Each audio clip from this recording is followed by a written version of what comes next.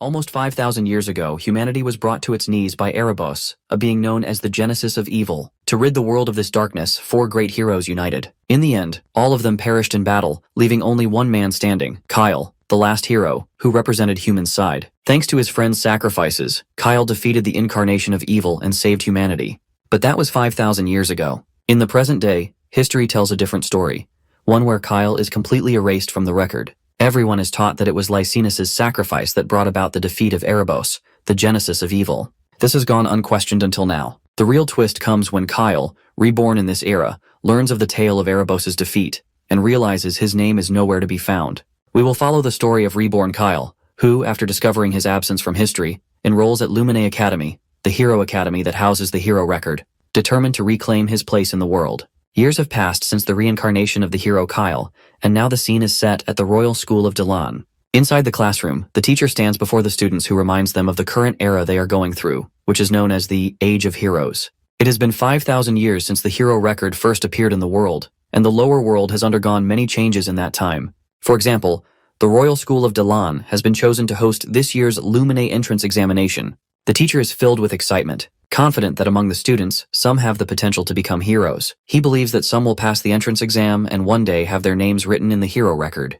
Because of this, he urges everyone to pay attention during the lecture. However, not everyone shares the teacher's enthusiasm. One particular student, seated in the last row, appears completely uninterested and is instead catching some Z's. This student, of course, is Leo. The teacher is frustrated by his lack of attention. He reasons that if Leo isn't paying attention, it must mean he already knows the material and sees no need for instruction. To challenge him, the teacher asks him to explain the ritual from 5,000 years ago that one had to undergo to earn the title of a hero. Leo finally stands up from his seat and responds to the teacher's question in the most casual way possible. He simply states that if someone made a name for themselves, people would just start worshipping them on their own. By the way, Leo's full name is Leo Plav, a 15-year-old from the prestigious House of Plav. It goes without saying that the teacher is clearly disappointed by Leo's half-hearted answer. So, he turns to the class and asks if anyone else would like to volunteer a more detailed response. One of the brighter students eagerly raises their hand and offers an explanation. This student explains that in ancient times, there was no direct way to gain the gods' recognition.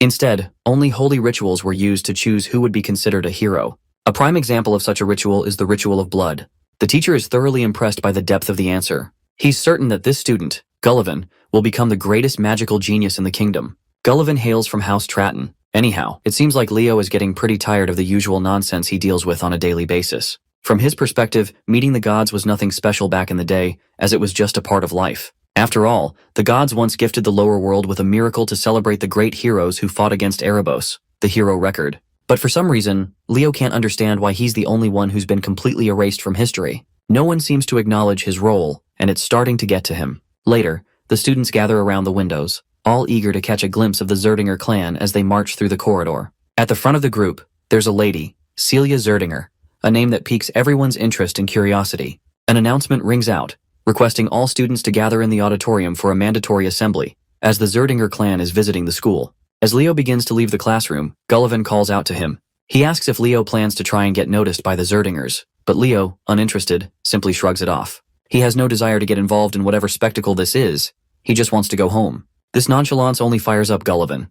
He can't believe how casually Leo is walking away from such an opportunity. In order to look just as cool as our boy, Gullivan explains that he himself does not care about Zerdingers either, but he's definitely going to check out Celia, especially since he considers her a fellow rival.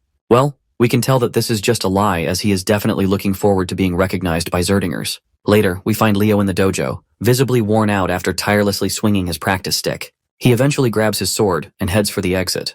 Just as he steps outside, he's ambushed by a woman who charges at him with the force of a runaway train. Leo, though startled, manages to block her strike with his blade. It's clear from their interaction that this isn't the first time these two have crossed swords. They have a shared history, one where such exchanges are far from uncommon.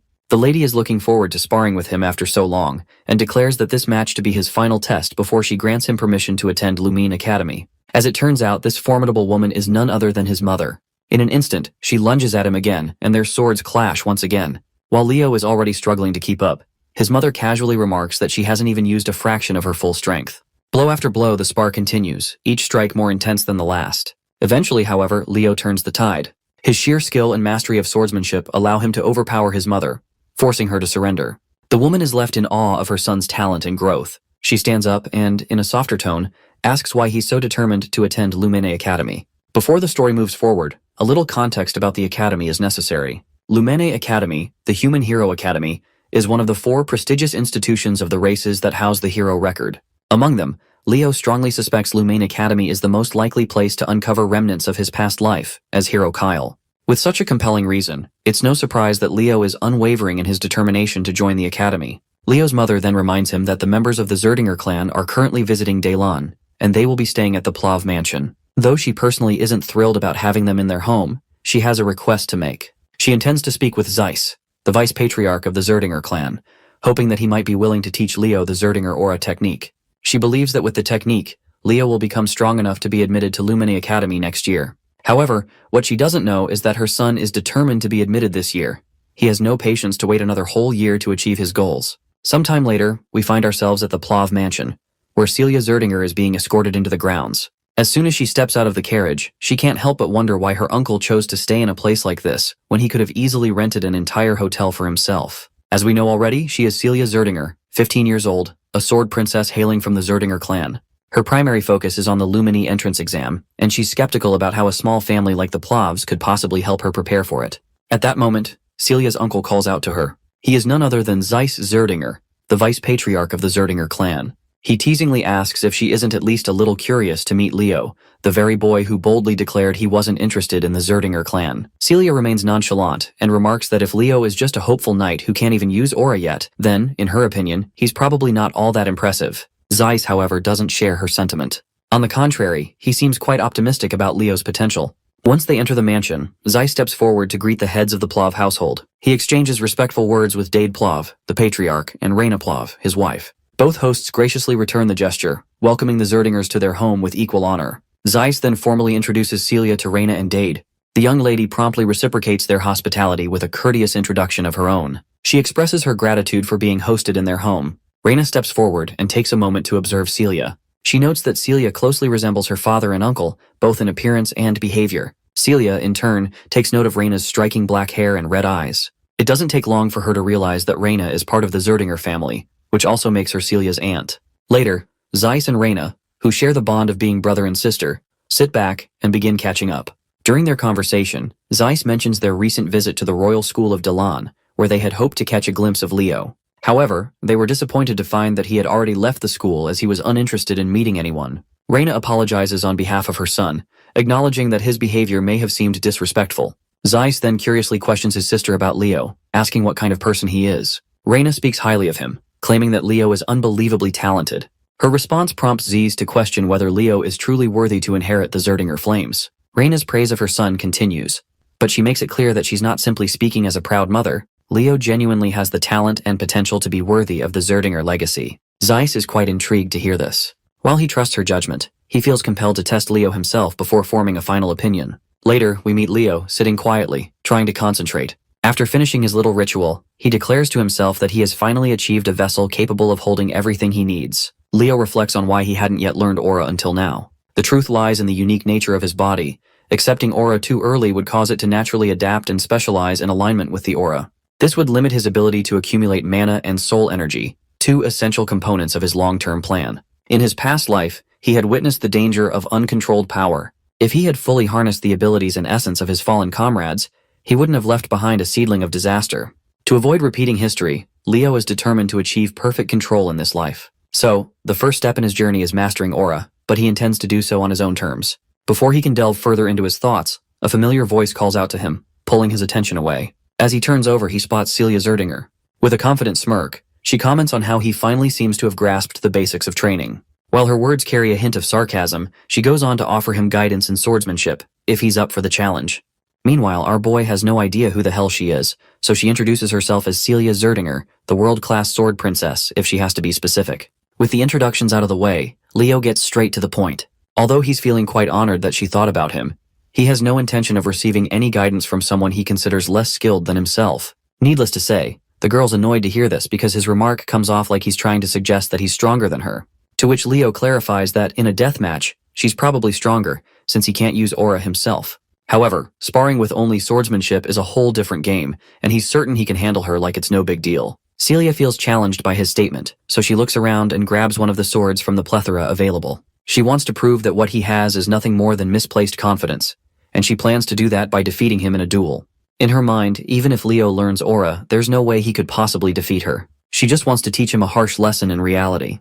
She further claims that if she wins during her week-long stay here, he will become her servant. Leo isn't fazed at all by the term she's thrown at him, and in response, he asks what if he wins. To make things fair, she throws back that if he wins, she'll become his servant instead.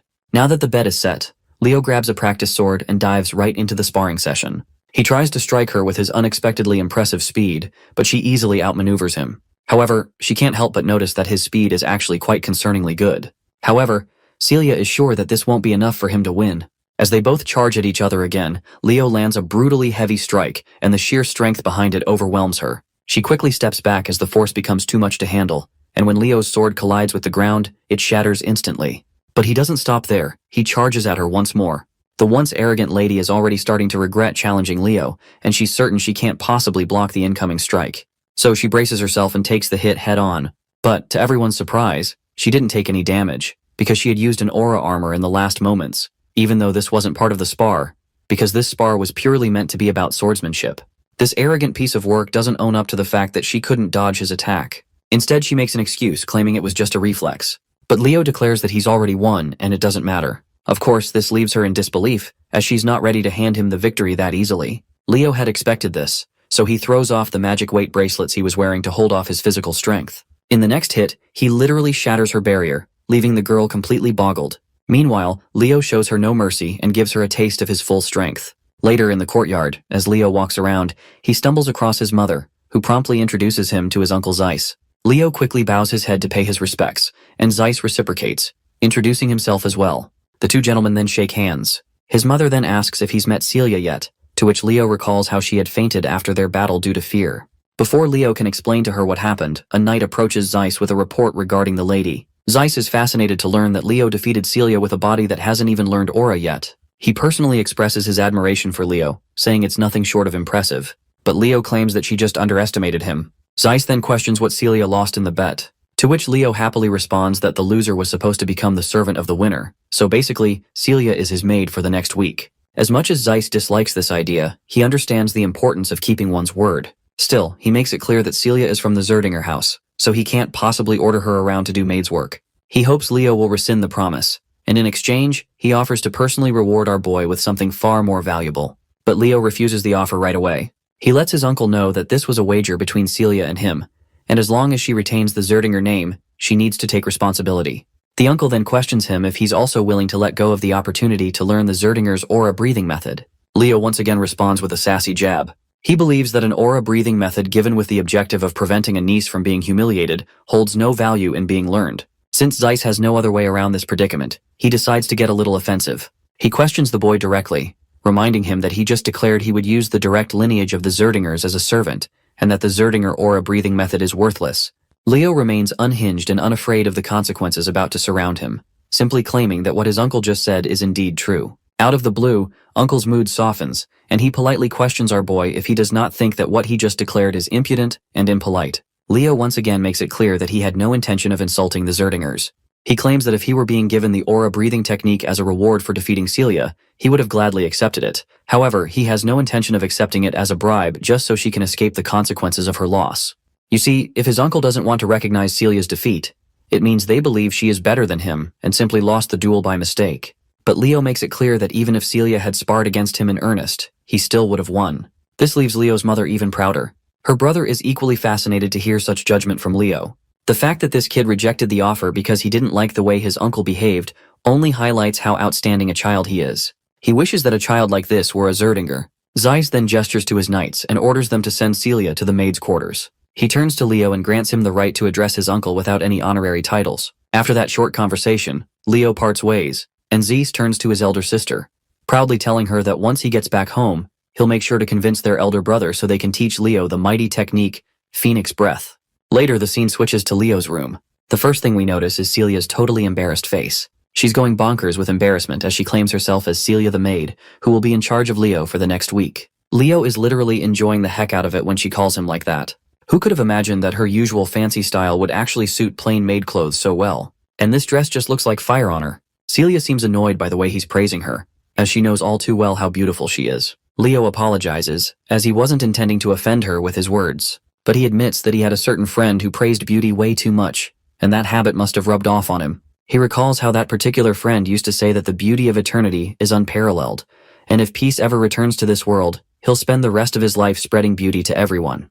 The friend he's talking about is none other than the dwarven master smith, Dueno. Suddenly, Celia's eyes take note of the book Leo is reading, and she curiously inquires about it. Leo explains that he used to read it a lot when he was younger. It's the book known as The Great Hero of the Beginning. Celia remembers how she used to read this book when she was literally 5 years old. Seeing how much he likes this particular book, she walks over to the bookshelf and pulls out another one, mentioning that there are a lot of books about Kyle. In response, Leo claims that many of the great achievements in history are difficult to attribute to any single hero. He believes that many of these accomplishments, which are attributed to one hero, might actually be the result of the collective actions of multiple heroes over time. In short, he is trying to imply that Kyle's achievements have also been attributed to other heroes. But Celia dismisses such thoughts, claiming that Kyle was probably a scammer who tried to take credit for the achievements of the great heroes. At least, that's what most people think. And of course, she's one of them. Naturally, Leo isn't thrilled to hear that all people consider Kyle a phony scammer with zero contributions to the world. He then pushes aside all the talk about Kyle and decides it's time for breakfast before starting his training. Celia quickly gets into character, and just like any maid would, she humbly asks her young master if she could train with him. Outwardly, she's all pleasant and polite, but inwardly, the girl feels a lot of toxic thoughts toward him. Still, she has to play along because she wants to uncover the secret behind his strength. Leo promptly starts walking toward the training hall to fulfill her request. A while later, we see an exhausted Celia on her knees, breathing heavily. After this first round, Leo gives his feedback. During fighting, when her stamina reaches its limit, her reaction speed slows, and more gaps appear between her movements. And when that happens, she leaves herself open, and the same happens with her right now. But Celia isn't sure that abusing her body like this is actually helpful for training. Leo responds positively, because he thinks that young people these days are just too weak. You see, compared to the past, aura techniques have developed considerably, and that must be why people stopped caring about body training as much. Aura allows one to enhance their body strength, and if you train your body, the aura is also enhanced as well. The girl simply doesn't want to be labeled as weak, so she gathers her guts and stands up for another round.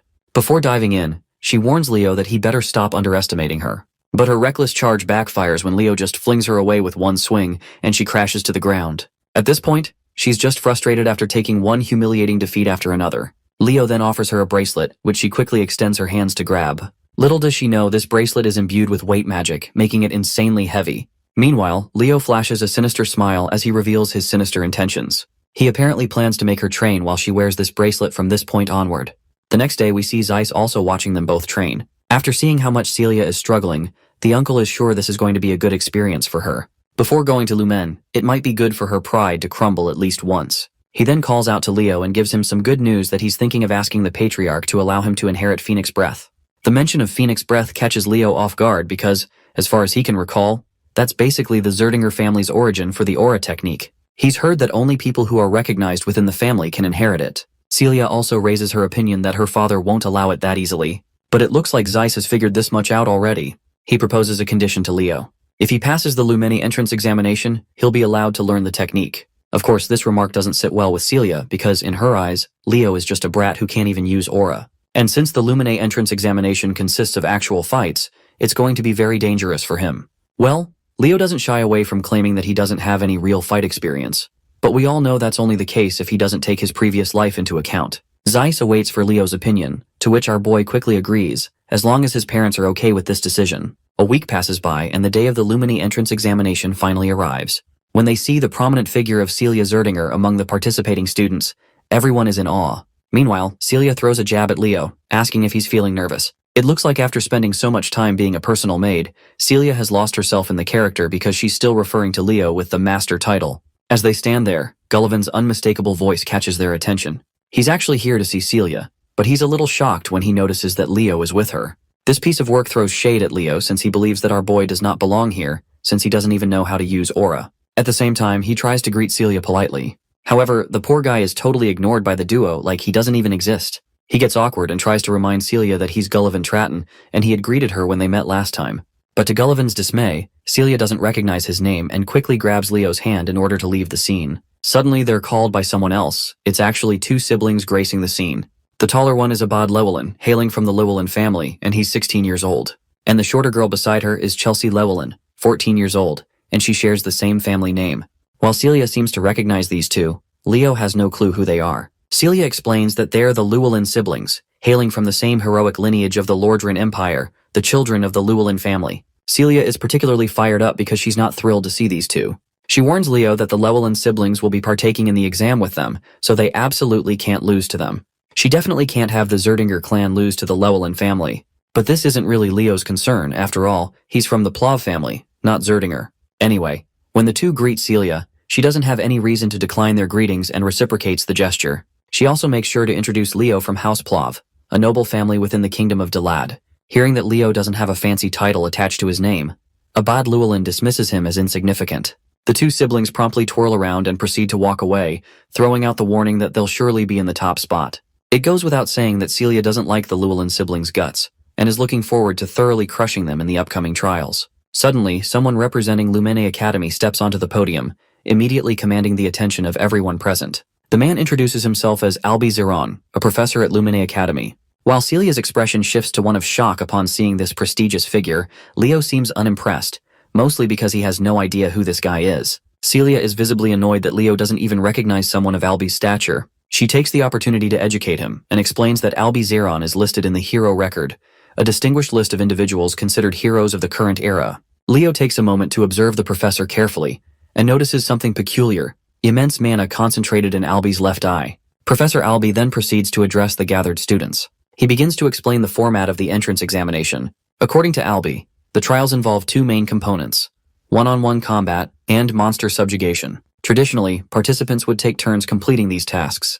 However, Albi immediately clarifies that he finds such methods tedious and wastes no time proving his point. In an instant, he burns the sheet of paper he was holding, as if discarding the conventional exam structure entirely. And up next, he pulls out a thick, ancient-looking book. As he opens it, the teacher summons forth the first chapter titled Prologue, The Wild Forest. In that moment, a massive enchantment circle begins to glow under the feet of the entire student body. The scene is set, and no one has a clue what the professor intends to do next. But one thing becomes crystal clear, which is that Albi Zeron despises inefficiency. He declares that he's combining all the trials into one seamless challenge and will move forward at once. To understand what's happening, we learn that the hero record isn't just a historical record. Its real value lies in its ability to manifest the hero's world, which contains the experiences of past heroes. By accessing this world, one can inherit the power of a previous hero. Simply put, it's almost like a hero training system. All the students have been transported into this hero's world, known as the Wild Forest. The professor announces that their one and only objective is to survive.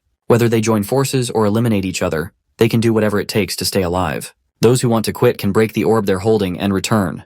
That's all there is to it. After looking around for a few minutes, it doesn't take our boy long to recognize the place. It looks exactly as he remembers. You see, this used to be an elven forest before it was taken over by the witch queen, Salatna. Meanwhile, some students just want to go back, especially since they think that this place is nothing more than an illusion. But our boy doesn't share the same thoughts. As far as he can tell, while this world might have come from the examiner's memories, everything that is going to happen here will be real. The deadly hazards here could seriously kill someone if they're not careful enough. With the mention of danger, Leo notices someone's presence and is soon attacked by an arrow that literally shatters the ground beneath him upon impact. Thankfully, he's safe.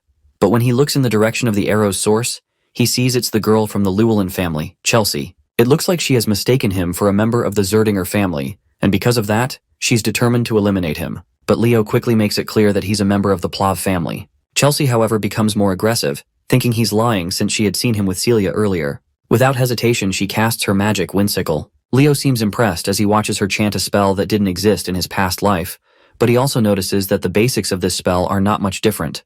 Meanwhile, Chelsea is frustrated by how calm and composed he is while facing her.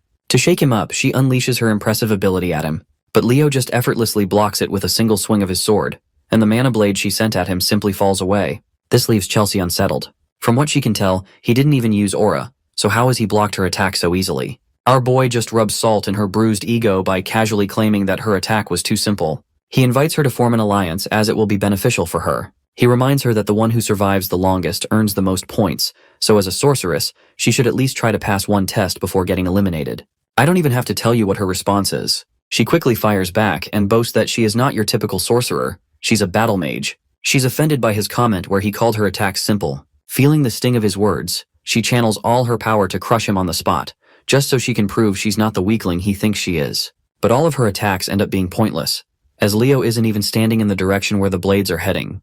What's worse is that she can't feel a trace of mana anywhere, so she can't even spot him where he is. But her eyes soon meet Leo, who's right in front of her with his fist balled up. We don't get to see if that punch lands on her terrified face or not, but one thing is clear. Her knees lose the strength to hold her up, which is a clear sign of victory for our boy. Leo, however, once again reminds her that the offer to join forces is still on the table if she changes her mind. Before we can hear her response, the scene cuts to the faculty of Lumine Academy, who are watching the show through a digital window. They're thrilled to see that the battle is finally heating up. Back to Chelsea. It looks like she's getting no mercy. Leo has tied her to a tree trunk, and the look on his face clearly shows he's not exactly having good intentions for this poor girl. He also makes sure to start a small bonfire since the night is settling in. The fire intensifies, and flames begin to crawl toward the damsel in distress tied to the log. Seeing the flames causes her to panic. But she could avoid this fate if she agrees to cooperate with Leo. But well, this lady is as stubborn as they come and refuses outright. She makes it clear she needs no one to ally with her except for her brother. She tries to use some wind magic, but her efforts prove futile because Leo has already placed a skill that restricts magic. Though inwardly, he reveals to us that he doesn't have enough mana to maintain this skill, so it won't last much longer. The lady finally relents, thinking she doesn't need magic to get herself out of this mess. But that's exactly why Leo is here. He's more than ready to keep a close watch to make sure she's not trying anything tricky. Without hesitation, he cranks up the intensity of the fire, and soon the flames begin to catch on her. Even her clothes start to burn. Well, that's the last straw. The girl finally concedes and agrees to form an alliance with him. But of course, a few words aren't enough to convince Leo. He tells her to swear on her family's name. The girl quickly fulfills his demand, swearing on the Llewellyn family name that she will cooperate. Finally, Leo releases the ropes that were holding her, but before she can fall into the scorching flames, he cradles her in his arms. The scene transitions back to the teachers, who are diligently watching the students perform. So far, Albie Zeron has not seen a student who can live up to his standards. To think that most of the students chose to compete and fight each other seems utterly foolish and ridiculous. The only ones showing real strength to the point where it's noticeable are Celia Zerdinger and Abad Llewellyn, who are working closely together. At least this gives him some reassurance that there is still hope for the students. Then, his attention shifts to Leo and Chelsea, who are also working together. His eyes are particularly fixated on Leo. Although the fire stunt he pulled on Chelsea was pretty immature, getting Chelsea Llewellyn to cooperate at least earns him a passing grade in Albie's eyes, especially since he doesn't possess the power or grace of Celia and Abad. However, it seems this is where the teacher is utterly wrong, because our boy took down Celia without even breaking a sweat. Regardless, Albie Zeron considers Leo an unexpected dark horse in this competition. After slashing down a few monsters in their path, both Leo and Chelsea decide to move forward. It seems that Chelsea has finally started to realize that forming an alliance with Leo wasn't such a terrible decision after all. She then asks him what aura he's using, as she hasn't detected any mana from it. To her surprise, Leo casually drops the bombshell that he doesn't even know how to use aura. Unsurprisingly, this shocks and surprises her. While they're going back and forth, a monster is lurking behind the bushes, keeping a close eye on them. But Chelsea quickly notices the presence of the monster and fires at it instantly. Not gonna lie, this attack was way too overpowered for such a feeble monster. Even Leo admits that she does indeed have impressive strength, but the way she uses it is completely wrong. Suddenly, Leo senses something strange and tells her to halt her movements. He's noticed something odd in the sand. When he crouches down, he notices dry ground and decayed dead bodies of people. Out of the blue, an explosion erupts, but Leo quickly jumps away while carrying Chelsea in his arms. The sneaky bastards who had set the trap finally emerge from hiding. It turns out it's Gullivan and his partners. We all know that he's got beef with Leo, so it's no surprise he's here to specifically target him. He commands one of his companions to charge, and the poor fool obeys without hesitation. Unfortunately for him, he's greeted with a jaw-breaking blow from Leo, leaving him sprawled out on the ground. Leo stands tall, exuding total Giga Chad energy, and calmly tells Chelsea to just watch his back. For a moment, Chelsea is startled, seeing how effortlessly he has saved her twice in a row. But she quickly gets up and positions herself behind him, ready to face the remaining goons. Meanwhile, Gullivan does what he does best, runs for his pathetic life. He abandons his crew, desperately trying to put as much distance between himself and Leo as possible. The only thought crossing through his mind is to find a partner fast. As fate would have it, Celia spots him from a distance. Instead of chasing him, she calmly walks into the direction he's running from. When they finally arrive at the scene, what they see is jaw-dropping. The area is littered with monster corpses and the bodies of students who had tried and failed to take them on. Naturally, Chelsea lights up at finally being reunited with her brother. Meanwhile, Celia throws shade at Leo, demanding to know what in the world he's doing with Chelsea. Leo proudly claims that it was his decision to form an alliance with her. Celia, however, finds it hard to believe. She would rather believe him if he had claimed to see a cockroach doing backflips than believe he managed to convince Chelsea the stubborn goat to form an alliance. To this, Leo casually and sinisterly claims that he simply convinced her. His wicked grin unsettles even Celia, who begins to wonder what exactly he might have done to convince her. Anyhow, our boy moves to help the students he just knocked out back to their feet. Seeing this, Abad questions why Leo is helping their opponents. Our boy quickly clears the air that there's no need to fight among themselves. Instead, sticking together to defeat the challenges of this world is a much better idea than fighting selfishly. Since Abad and the others seem clueless about what challenge he is talking about, Leo draws their attention to the nearby decayed corpses, hinting at a bigger issue. Seeing the corpses on the ground, one of the students comments that it looks like their moisture has been drained. Leo clarifies that this isn't the only odd thing here. He points out how this place, out of nowhere, seems completely devoid of any monster presence. It's as if the monsters are afraid of something, like a high-tier monster has appeared and scared off the others in the forest. As the pieces start falling into place, Abad finally understands what's going on. As far as his understanding goes, Hero Albi's first feat was defeating a high-tier monster. Just then, they all hear a massive roar in the distance, the sound of something close and ominous stirring deep in the forest. The roar fills the air with tension, a clear sign that the monster has finally decided to reveal itself. Meanwhile, Gullivan stumbles through the forest alone, holding a torch in his hand. He looks terrified, and despite being deep in trouble, his feeble mind is more focused on getting revenge from our boy than on survival. Suddenly, he notices a corpse at his feet, and there is also something behind this veil of darkness that causes him to trip and fall. The thing he saw in the dark is a giant monster. The monster looks like a giant spider, and it seems to be quite hungry. By now, it's clear that Gullivan is as good as dead. Let's explore what's happening with Professor Albi and the students. It turns out that a staggering 500 students all failed the exam. The real problem is the fact that the selection process requires the selection of at least 100 students, but there are only 50 of them still left in the test. Instead of forcing himself to pick, the professor believes that he's only going to select suitable candidates that meet his expectations. After all, the headmaster put him in charge knowing that he would pick the cream of the crop. Albi is a believer in discovering heroes in the time of great difficulty. He has gained an interest over Leo Plov, a dark horse with unexpected talent. The question is, will this dark horse be able to overcome the harsh exam?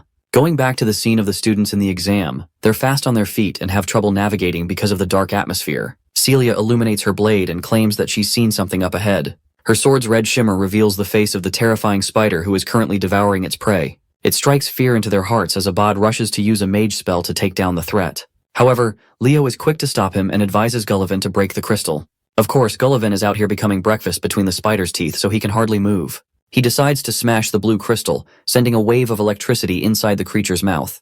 With their preparations ready, Abad charges his Windfang spell and releases it upon the menacing creature. His attack manages to wound the monster, but fails to deal the killing blow. The four of them are horrified to comprehend the level of threat they're up against. This creepy crawly is the spider princess Tarantula, and she's not cute. One student foolishly lunges in with the hopes of a melee attack. He's humbled too soon with a single strike to his body, sending him crashing to the ground. Next up is Celia, who is arrogantly assuming that she'll end the fight with a single attack. Activating the Prominence spell, she releases a sharp yet destructive beam of red, piercing the creature's body and sending it waves of pain. However, the spider is as durable as a tank and quickly recovers, making Celia's approach useless as well. Abad uses this moment to talk her down, claiming that a mage and a knight's destructive power is incomparable. He releases a wind spell, Raphael, to slice the spider in an endless spiral. However, by the end of his attack, he's terrified to find the creature alive and well, staring him down. Sensing that her brother is in imminent danger, Chelsea casts her Windbreaker magic to help him out. Still, Abad suffers a cut from the spider's claw, though his sister's attack cushions the blow with her magic. She comes to check on him after he barely made it without losing an arm. They've tried everything against this monster, but its immensely fast regeneration proves them useless. Despair is setting in their hearts as the Queen Tarantula approaches to finish them. Leo comes in and explains that this creature is the daughter of Salatna. She was a deadly monster within Erebos' army, responsible for incinerating the elf forest. What's more, Leo reflects that the mana he detected in Professor Albi's left eye contains signs of the Fairy King's mana. The tarantula ruled over the cursed wild forest. Not only did she annihilate the forest belonging to the elves, but she also ate the most reliable comrade of the Fairy King who rebelled against her. At the time, Leo believed that Luna responsibly defeated Tarantula, but it turns out the reality is different. The tarantula survived thanks to devouring the Fairy King's assistant, who possessed the source of infinite life energy in the form of an invaluable artifact, none other than the Ring of Life. Abad is as stubborn as a log, and thinks that it's only right for him to take out the monster if it's a part of the exam. Both he and Celia decide to unleash consecutive strikes in the hopes of defeating the creature on their own. The tarantula endures their wrath, but Leo thinks it's all useless since the creature will just keep regenerating to no end. In fact, they'll be the ones to run out of mana first. In a last-ditch effort, Celia asks for his opinion on how they should handle the monster. Leo explains that it requires the teamwork of two, but his suggestion is immediately met with disagreement by Abad, who is selfishly hoping to overcome the monster on his own. The same goes for Celia too. With both of them acting like children, our boy comes and gives them a dear reality check, that if they don't work together to defeat the monster, they will all fail. His words finally get through. Abad amuses the possibility of them working together, and thinks that it will still consume some time to initiate a joint strike that kills the creature in one go. The thing is, since no one apart from them can stall the monster, it's going to be hard. Deciding to step up and contribute in their struggle, Leo expresses that he can buy some time for them. Celia thinks he's become a nutcase and reminds our boy that he can't even use aura yet. Leo confirms that he can hold out no longer than 5 minutes for them in his state. The magician Abad is afraid that their coordinated attack might still fail by then. However, Leo is absolutely certain that it will work and picks up a weapon from the ground. He adds that both fire and wind elements share a great affinity with each other, so it will be sufficient. Despite their differences, the Sword Princess and the Great Magician become allies, while Leo looks up to the ugly spider as a good challenge and a reminder of his past life. The fight begins with our boy impressively slicing off the creature's limb with a sharp swing, shocking the other two students. He goes on to annihilate the creature's face, and finds himself satisfied to find the monster of Tartaros. Exploring a flashback of the past, we see an elven child running in frightening tears. Unfortunately, the monster Tartaros captures him with its webbing. With the boy completely immobilized in the creature's net, there's just no chance of escaping anymore. The spider quickly arrives, ready to consume him whole. The boy begs for his mother's help and awaits impending doom, until one radiant being appears as a savior, a being of light that stops the creature from hurting the child. Luna felt infuriated with the creature wreaking havoc on her homeland, and going as far as to devour the contractor responsible for being the right-hand man of the elven forest. Luna releases a light attack aimed at the toothy creature. Her magic attack enveloped Tartaros, caging the creature before sending down a column of thunder. Luna wasn't expecting Erebos' army to have come and conquered the elven forest as well. At the time, Leo in his original life became responsible for freeing the kid, helping him escape the webbing net. Let's explore the current scene, where he's standing with an axe in hand, ready to buy time for his teammates. Still, he can't do much without his aura.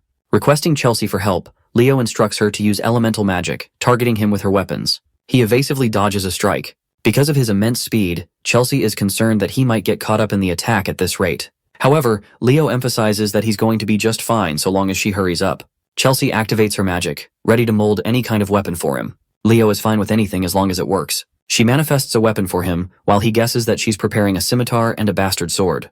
With both weapons in hand, Leo unleashes his fury of slashes, cutting down on the spider. With each weapon breaking, Chelsea sends another one in his direction. He catches a dagger and a battle axe. Leo's shocking and overwhelming physical capabilities have shocked Chelsea to the core, so much so that she thinks he's an expert in martial arts. Even Abad can't help but think of him as strong. Still, it's not like he's invincible, as a sharp cut grazes his face. Leo thinks that if he can't even stop a stupid spider here and now, then his friends will never stop mocking him in the afterlife. He ramps up the intensity and cuts down the spider, requesting for another weapon. Unfortunately, Chelsea is all out of weapons in her disposal, which comes as a shock to him. Thankfully, however, Celia has already finished preparing her ultimate strike. She unleashes a roaring spiral of fire, incinerating the creature and defeating it at once. The ring of life drops is cleared from its body, and the monster is subjugated at last. Celia drops to the ground, thankful that everything is over now. Still, she can't help but focus on Leo's inhuman performance to hold back Tartaros for 5 minutes. Celia tries to praise him, but Chelsea is even faster with her words. She's become his #1 fan and thinks that his performance just now was comparable to the heroes of the legends. Leo doesn't think much of it, but this chick is going crazy for him as she wants to become a battle mage specialist. She pleads to learn from him. Funnily enough, Celia is hoping for Chelsea to receive exclusive training from him to get a taste of what suffering truly looks like. Anyway, our boy proceeds to grab the Ring of Life, which manifests Prince Silid as a fairy. He rekindles the prince's memory by saying his name. Hearing that, he goes back into the ring and accepting Silid as the Fairy King. This is all thanks to Professor Albie stumbling upon the Eye of Mana. The countdown for the testing ground is starting. Clearing Tay Stage has earned them the reward of the Fairy King's pledge. Before they're transferred, Leo recognizes someone from his past life. Fast forward to Kalian Badian, the principal of the academy, who is reviewing the exam report of the Western Territory. His assistant wonders how many students Albie ended up passing because of his strict requirements. The headmaster is rather surprised to see 40 students coming clean from the exam, which still isn't a high number. The headmaster isn't too disappointed because this dude thought he'd only see 10 students passing at most.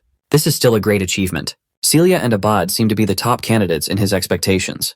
The headmaster heard that there was someone who was recommended as the representative for the year, It's shocking enough that Albie of all people recommended a student. They're almost certain it has to be either the Zerdinger or Llewellyn candidate.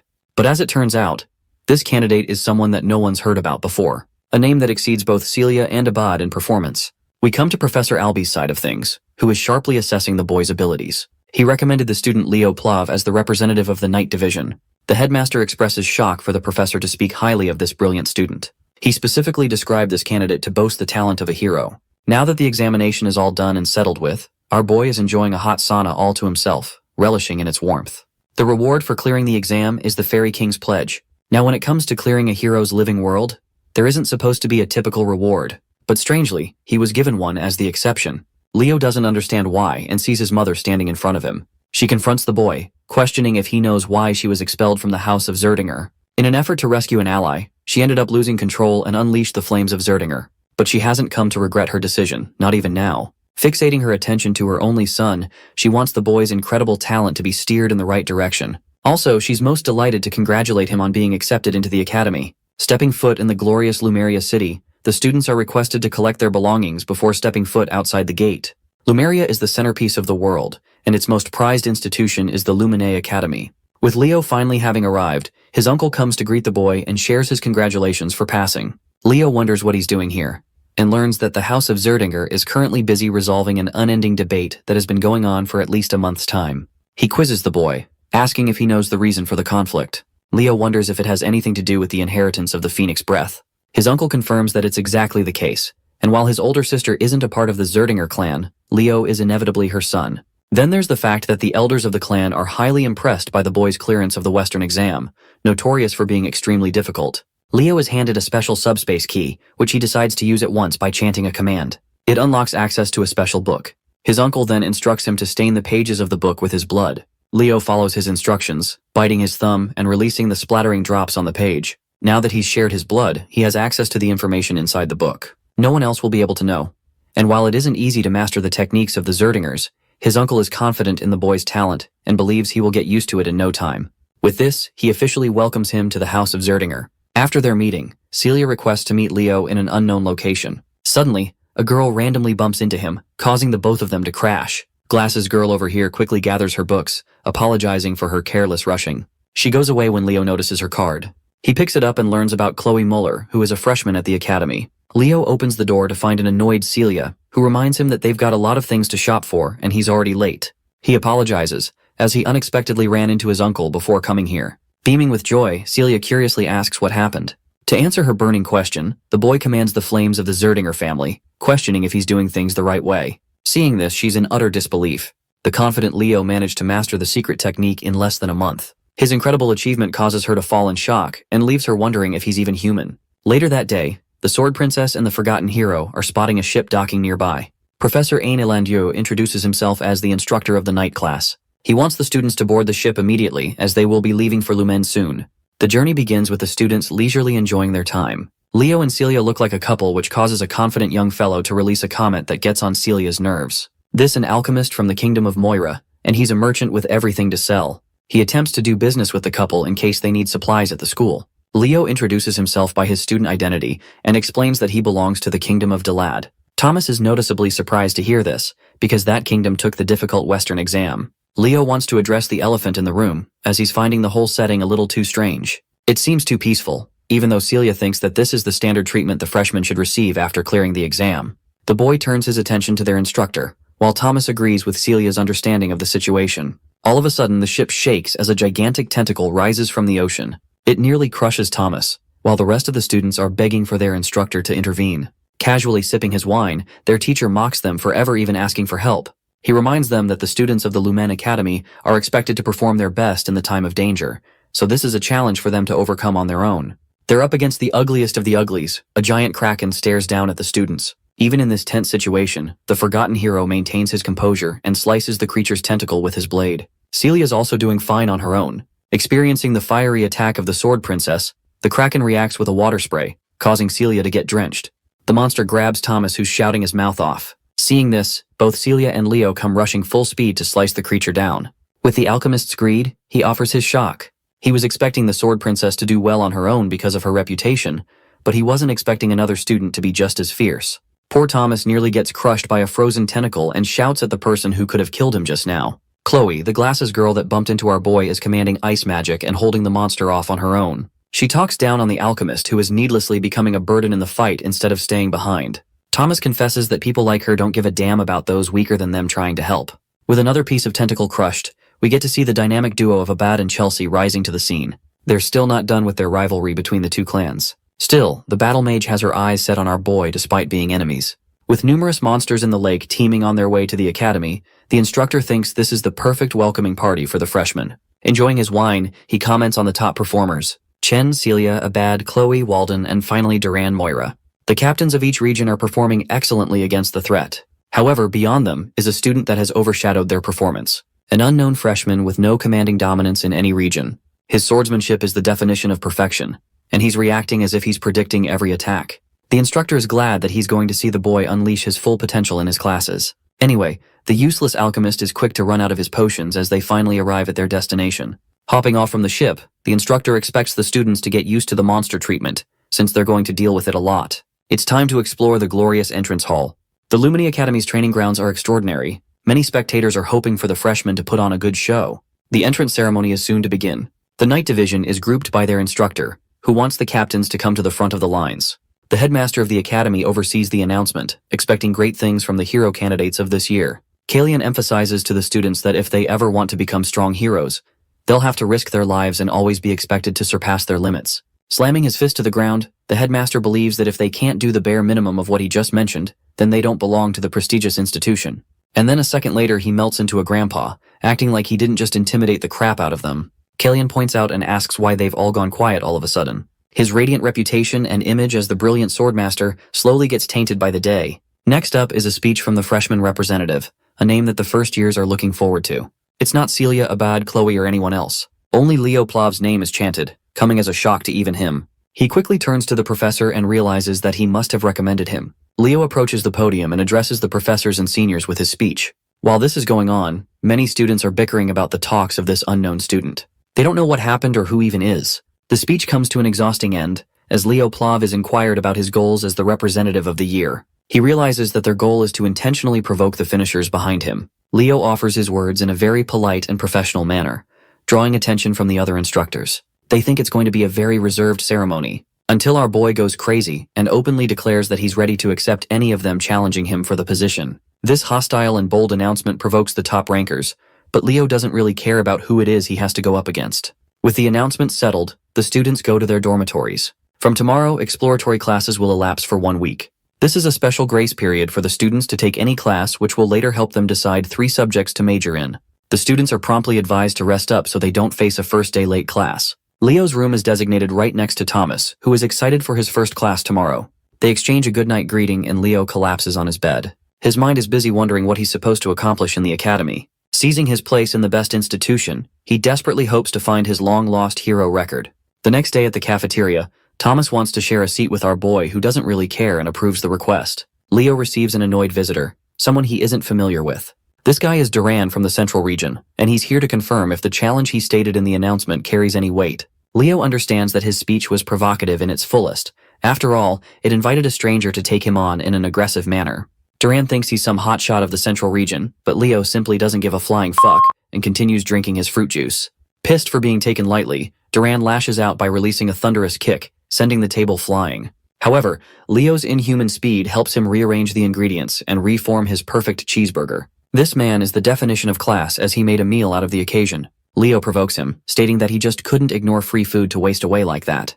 Duran, on the other hand, is in the mood to kill this guy with his every word. He thinks the freshman representative is much weaker than he is, which his ego can't stand. Intervening the fight, their instructor casually rests both his arms around the 2 students. He politely mentions their ranks as the representative as well as the captain of the region. The instructor is hoping they're prepared to receive due punishment for engaging in a fight on the first day. You can just see both their faces crying for help. Let's jump ahead and visit the first exploratory class of the night department. For some reason, Celia is concerned why Leo isn't around. He emerges at last, completely exhausted for breath. His condition invites Celia's attention, because she thinks he fought with someone. Leo decides not to say anything for the time being. Class is about to start. Ain introduces himself as the instructor of the first-year night classes. Thomas notices that Duran is on bad terms with Leo already, while their teacher Ain talks about the three main powers derived from mana, the first being magic energy, the second is soul energy, and finally we have aura. Of the three, aura is deemed the most difficult to handle. Celia adds that it's because aura requires losing mana fluidity during the conversion process. Her answer is spot on, as magic and soul energy tend to use mana in its natural state. But aura, on the other hand, absorbs the mana and converts it to suit the body.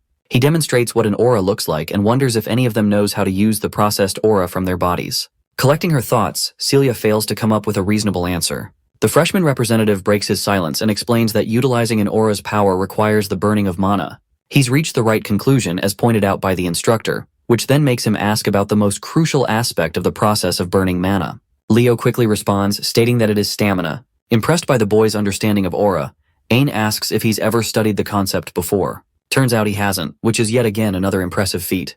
A person who hasn't even studied aura somehow extensively managed to grasp its true essence. Deciding to put an end to the theoretical explanation, Ain thinks it's about time they do a little exercise. Using his aura, he casts a wave-like platform called the aura step.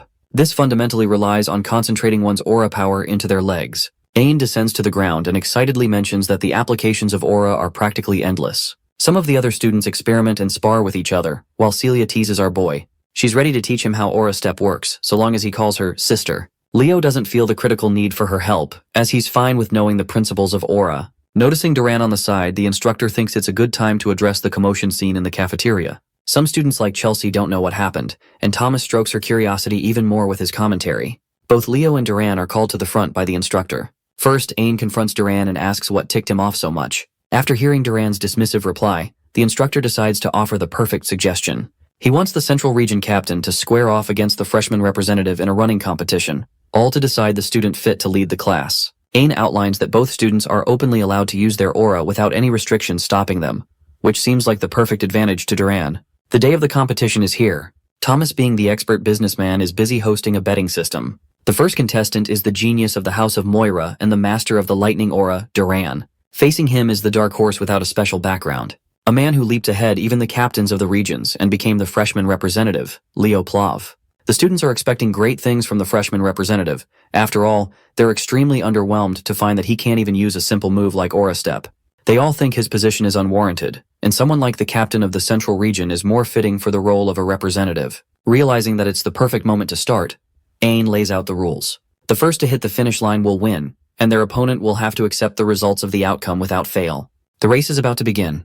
Even Celia thinks this competition is a stretch for Leo to win. Duran specializes in speed, not to mention his blazing fast lightning aura. Even against those odds, Celia is hoping for Leo to subvert everyone's expectations by pulling the impossible. As soon as the professor yelled go, the racers blasted off. Duran Moira cloaked himself with a lightning aura, confident that his speed would leave Leo in the dust. With impeccable running form, our boy was unfazed by the weak trash talk near the starting line. As the crowd expected, it looks like the cool representative of the Central Region is going to make quick work of the track. On the other hand, the freshman representative is lagging behind. Leo started infusing a bit of aura into his feet to kick it up a notch. The audience quickly labeled him a bastard who scammed his way into getting the representative role. In the midst of the crowd, which unanimously opposed him, a lone flower is cheering on Leo. Chelsea Llewellyn's passionate shout of support stood out. Focused on crushing the opposition, Duran continuously lived up to his family's signature attribute. He really is lightning fast. Seeing him cross the halfway point in such an inhumanly short amount of time got Carr worrying about his buddy. It seems like Leo will be on the losing end if he doesn't step it up. So, the young man looked around the track. Much to everyone's surprise, he did not push to go faster but decelerated instead. Once his momentum was dead, Leo started running out of the track and into the walls. While it's true that Celia Zerdinger believes in him, there's just no logical explanation for his actions. He looks like an idiot. As everyone watching was puzzled, confused, and lost, Leo was focused on increasing the aura density in his feet. With multiple successive inhuman jumps, he fully went off track into the grass and finally leaped up into the stands. He turned around and watched nonchalantly as Duran stretched his lead with consistent speed. Leo's aura density reached its peak, the fiery force in his feet cracking the stands he was standing on.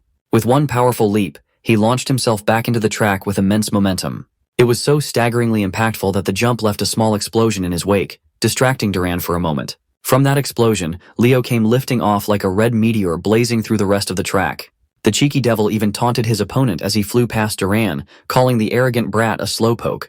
The speeding meteor quickly reached the finish line. His graceful landing was a sight to behold. Duran watched a few meters away, dumbfounded. His lightning cloak has been banished. This is a clear and utter L. Leo craned his head back and confidently smiled. He won, but the damage in the stands was quite heavy. It was worth it, though. The crowd, who was talking smack just a second ago, was bewildered. They knew that whatever they just saw was no joke. As far as they know, Duran is the fastest among first-year students. To think that anyone would beat him is just absurd. Moreover, he lost to a kid who hasn't properly learned aura yet. Among everyone in the crowd, one of the few that caught what Leo truly did was Celia. She knew that he didn't use aura step. What he showed was a full-blown phoenix step. Since Leo won, Carr and Chelsea were brimming with joy, full of compliments for their friend. The professor quietly deliberated what he had just seen. Duran used his specialty, lightning aura, and increased his speed. That was already expected, but the speed that the boy displayed was still mind-blowing. Meanwhile, Leo Plov was significantly slower in the traditional sense, but he was far better at handling aura. He gathered and focused his fire aura on his feet to blast off. He created a single formidable aura step in the process of doing so. It was a flawless application of a simple concept. Being the sportsman that he is, Leo came up to Duran and offered his hand while telling him that it was a good match. He even admitted that if this was a long-distance race, the results would have been different. Still salty about his loss, the brat refused to shake his hand, and even bumped his shoulder out of the way. The professor is positive that among the current generation of disciples they have, a formidable hero might finally be born again. As soon as Leo reached the corner of his friends, Chelsea immediately showered him with compliments. He was so cool that she expressed her desire to train with him. Carr asks Celia why Chelsea is so into Leo and not him when the answer is so blatantly obvious. Since the class was over, Carr invited everyone to the cafe, even offering to treat everyone. Leo apologized as he couldn't tag along for leisure. Without saying another word, he quietly walked away from his clique. When asked where he was going, he simply answered that he was going to listen in on summoning classes. Confused, his friends asked why a night student would sit down in a summoning class. As usual, the reason is for research purposes. There's still something Leo can't wrap his head around. Why did the Fairy King give him the pledge as a reward? As far as he knows, the rewards of the hero's world are connected to the world owner's power. The reward he received is seemingly related to summoning, but Professor Albie is a pure magician and not a summoner. By that logic, Leo should have received a magic-related ability. Furthermore, to make contact with a fair, one must go to Fairyland. Whatever reward he got won't be of use for now. While Leo was waiting at the site of the summoning classes, a familiar voice asked if he was also a summoning student. It turned out to be the Eastern captain and top scorer, Chen Xia. Unlike the other captain who just raced, this lady is polite, cheerful, and kind. They exchanged pleasantries, and she insisted that he just call her Xia from now on. She was sure that Leo was a student of the Night Division, so seeing that he also had an interest in summoning was very unexpected. He asserted that he's simply interested in spiritualism. If that's the case, then they are going to see each other more often in a lot of classes. When asked what spirit she made a contract with, Xia summoned a beautiful water sprite out of thin air. Unfortunately, Leo hasn't made a single contract yet. As kind as always, Xia insisted that if he ever needed help with spirit summoning, he should feel free to call her. Leo is not one to turn down help and connections. Then he made the mistake of asking a lady how old she was. Xia smiled and answered that she was 17 years old. She also knows that Leo is younger than her at just 15. In Leo's mind, he was thinking of how young Xia looked. She looks even younger than Chelsea. Sina noticed his brief pause and confronted him if he was thinking of something rude, which Liao denied. That's right, boys. Always deny. Anyway, she just came up to him to say that she was deeply impressed by his race against Duran. She was actually in the crowd while it was going down. The sight of him blazing through the track has been imprinted in her mind. With determination, she asked him to accept her challenge to one of these days. Amused, Leo smiled and didn't back down. After meeting all sorts of bombastic characters, it's nice to finally meet a normal person. And so, the Summoning Division's exploratory class has officially started. Right from the get-go, their venue was unusual. Instead of a classroom, they are out in the fields. A few notable figures are present. These two have faces and white hair, so they must be real characters instead of extras. Leo scanned the area and saw a very low number of students congregating. She already expected as much. Summoning isn't a popular choice after all. Just as he was wondering why the class was being held outdoors, the answer came flying down from the skies. A massive, scaly body with wings that covered the sun flew over the students' heads.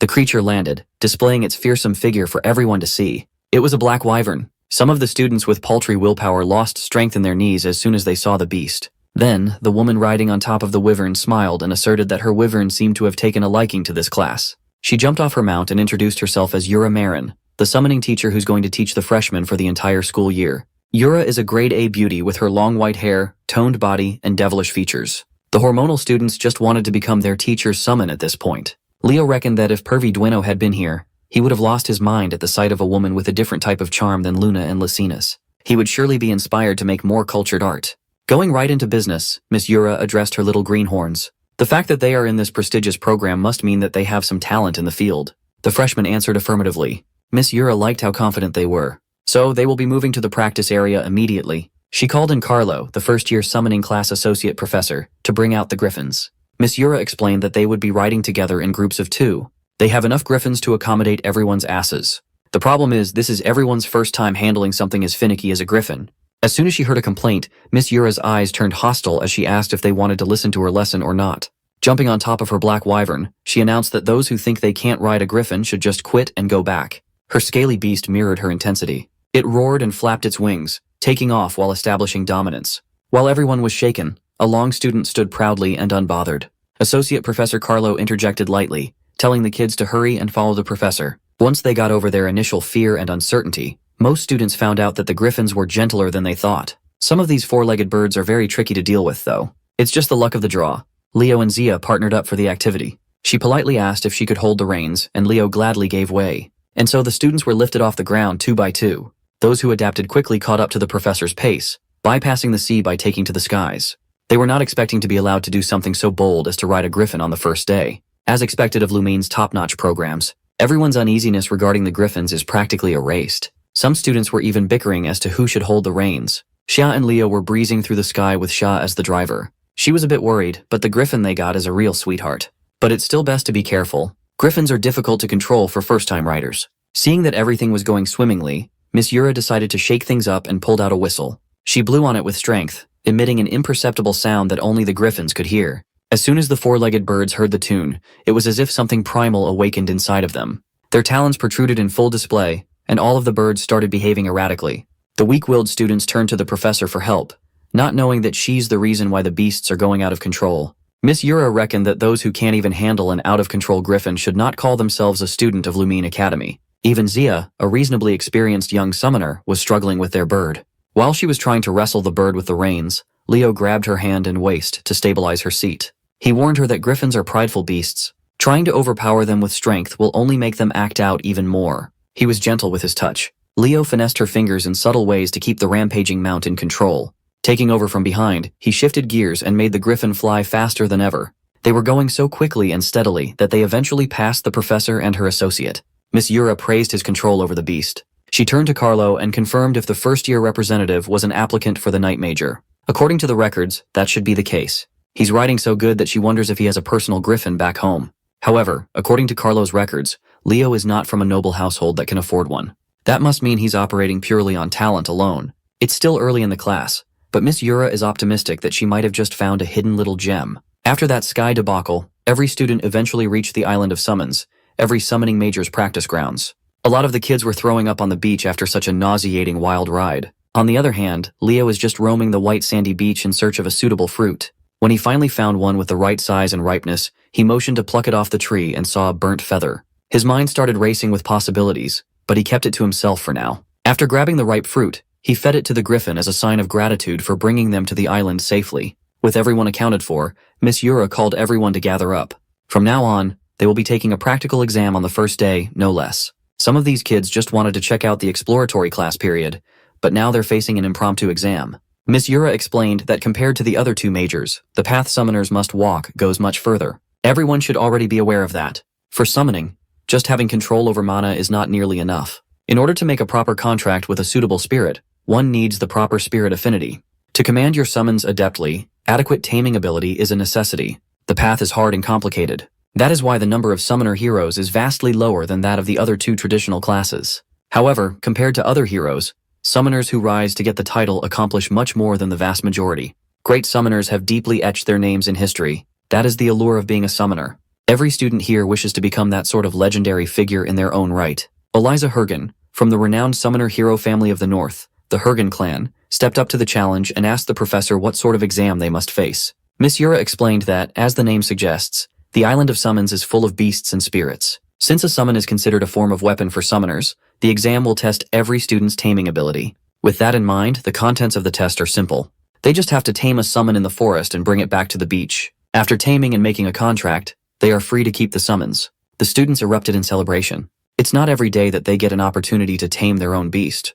While everyone else is rabidly running into the woods, excited to find their new pets, Leo just calmly walks into the forest. Surprisingly, Eliza followed him from the entrance. The rumors of his victory over Duran have quickly spread. Seeing him in the summoner class, she can't help but say hi. The other prominent students in the class took note of this interaction. Leo waved Eliza off and nonchalantly insisted that he was just doing the best he could. Seeing him dismiss her like she's some random commoner infuriated Eliza. Observing her students from afar, Miss Yura can already see the key members of her freshman class. A few minutes later, quite a few students had already started the process of taming their chosen beasts. None of them caught Leo's attention, though. Some of the students noticed that the freshman representative was going a bit too deep into the forest. Some were praying for his downfall, thinking that he'd fail to tame a summon, receive a 0, and run back to being a barbaric knight major. Unbothered by all the hubbub, Leo followed the trail as deep as he could. His guiding light is the feather he saw from the orange tree earlier. A few minutes ago, its tip was burnt badly, but now it's back to pristine condition. He found a clearing in the middle of the woods, and after making sure that he wouldn't be interrupted, he summoned the Zerdinger fire inside him and scorched the feather into ashes. Feeling an oppressively burning sensation coming from behind, his suspicions were confirmed. Back in Leo's hometown, life had slowed down now that the kid had flown off the nest. Reina is cooking some Ghibli movie quality food outdoors. Even so, she's still worried about her little boy. It's technically his first day of school, so there should be no need to get so worried and riled up, right? If Reina could see what her boy was getting into, then she would know that getting worried was not unreasonable. She tried to assure herself that Leo would be fine. He's a strong boy. Meanwhile, that boy is being cooked by the most intense heat one can imagine. He's being surrounded by the fire from one of the 3 great summons, the legendary Phoenix. With a voice that commanded flames, the Phoenix was confused to see a mere child using the flame of Zerdinger. The legendary beast only showed up when smelling Reina's flame. Hearing his mother's name, Leo asked the Phoenix how he knew his mom. It seems like the Phoenix showed up just in time then. The legendary beast is surprisingly acquainted with Leo's mom. It asserted that it owed Reina a great debt. This is Farina, one of the 3 mystical summons, the elusive Phoenix. She properly introduced herself, giving Leo the respect worthy of Reina's blood. Leo Plov returned the respectful introduction with one of his own, and asked Farina to elaborate on her relationship with his mom. The Phoenix confessed that Leo's mom saved the life of Farina's summoner, Ellen Lunda. Hearing the name made him jump in fright. Ellen Lunda is a proper hero. The incident happened while Ellen was clearing a dungeon in Siren. She had lost all her comrades and was in danger of losing her own life at that time. Then, Reina Zerdinger came in scorching hot to save her. She was a dignified knight, but in the process of saving the hero, Reina lost her blazing aura. If it hadn't been for that event, Reina would have surely reached the coveted seat of the heroes. It's Leo's first time hearing the whole story, but his mother always said that she did not once regret what she did that fateful day. Farina laughed, knowing that Reina really was that kind of knight. Changing the subject, Leo asked why a legendary phoenix would be in Lumen. Unfortunately, she can't tell her the reason. Farina was also confused as to why a little knight would be on the island of summons. When he professed that he was also taking summoning lessons, Farina was prompted to take a closer look at the boy. After seeing such a rich aura inside of him, almost as though he's not a child, Farina roared in laughter, deeming their meeting as fate. She can finally repay the debt that she owes his mother. Farina urged Leo to reach his hand out and hold her flame. The fire danced around his palm and eventually took the shape of an egg. Inside was the child of a phoenix. Farina hopes that one day, when he becomes a great summoner, Leo will make a contract with her child. It's unfortunate that the summoner was arranged to receive the egg, but Farina prefers Leo. When the young man asked if it would be possible to hatch and tame it now, the phoenix almost dropped to the ground in surprise. Before she could stop him from trying to initiate the process, a fiery light had already appeared around the boy's body. Farina tried to warn him that it was far too early to do this. If things go wrong, he might even lose his life. With unshakable concentration, Leo reached the point of no return. Farina was forced to accept that his willingness to challenge the impossible without even flinching is a trait he got from his mother. All she can do is bid him luck. In the process of hatching the egg, it was as though it was only him and the fire inside it existed in the world. Leo reached his hand out, enamored by the beautiful blaze. As soon as his palm touched the little fire, it grew into an unstoppable wild flare. Leo panicked and pulled his hand away. The heat is starting to make it impossible to breathe.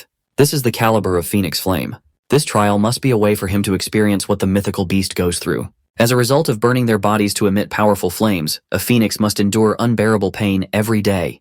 They live with burning flesh for an eternity while continuously regenerating at a monstrous rate. Even if just a little, Leo can understand their pain now. So he stopped fighting the pain and accepted the fire. It swallowed him whole as he joined the phoenix in its pain. The blaze reached its tipping point, rampaging all around his body. Suddenly the egg in his hand started to crack and shatter. Leo opened his eyes, a newfound wisdom and acceptance for the agony imprinted in his soul. The fire that burned his flesh slowly coalesced around the egg, hastening the hatching process by a lot. Farina curiously asked if he had succeeded, and he confidently replied that he did. She smiled and stamped him into a true genius for pulling off such an insane move.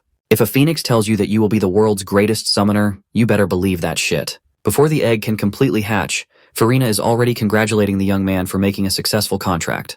The eggshells burned to ashes, and what remained was an adorably tiny little chick named Fiora. Farina was so excited that she transformed into her human form as she entrusted her kid to Leo. By all accounts, Fiora just looks like an ordinary red chick. She's really cute though. By midday, the majority of the students had already returned to the beach. Almost all of them brought back inoffensive summons that can be easily found in the outskirts of the woods. Miss Yura turned to her associate, Carlo, and asked how much time the rest of the students had left. Well, those who haven't returned only have 5 minutes remaining to do so. And as she expected, the only ones left were the 4 standouts she singled out. From deep in the woods, a rumbling can be heard. A giant fucking bear came running out, bulldozing the trees and everything on its way. On the back of the cuddly predator was none other than the scruffy Chen Xia. She managed to tame an aqua bear cub as a prospective knight. That is an impressive feat. Her entrance was quickly overshadowed by the shadow cast over her tamed beast. The quiet dude bagged a shadow crow as his summon, and is now aura farming by riding one of its talons all the way to the beach. Even famous summoner families would find taming a shadow crow difficult. He only managed to tame one but hasn't made a contract yet. He is up to par with Miss Yura's expectations though. He has done more than enough. A minute later, the students started freaking out at the sight of a flawless white serpent crawling onto the beach with Eliza riding on top. Eliza haughtily asserted that she went ahead and contracted this Gorgon snake just because they don't have one in their family yet. She's just farming for the Pokedex. Carlo finally called time, signaling the end of the exam. Thankfully, the last student reached the beach at the last second. Compared to the previous grand entrances of the other 3, Leo just casually strolled onto the beach with a little chick nesting on his head. If his classmates inspired fear and awe, his image simply exudes cuteness. His dumbass mediocre classmates burst out laughing at the sight. They reckon that he tamed a chicken after sensing his incompetence in summoning.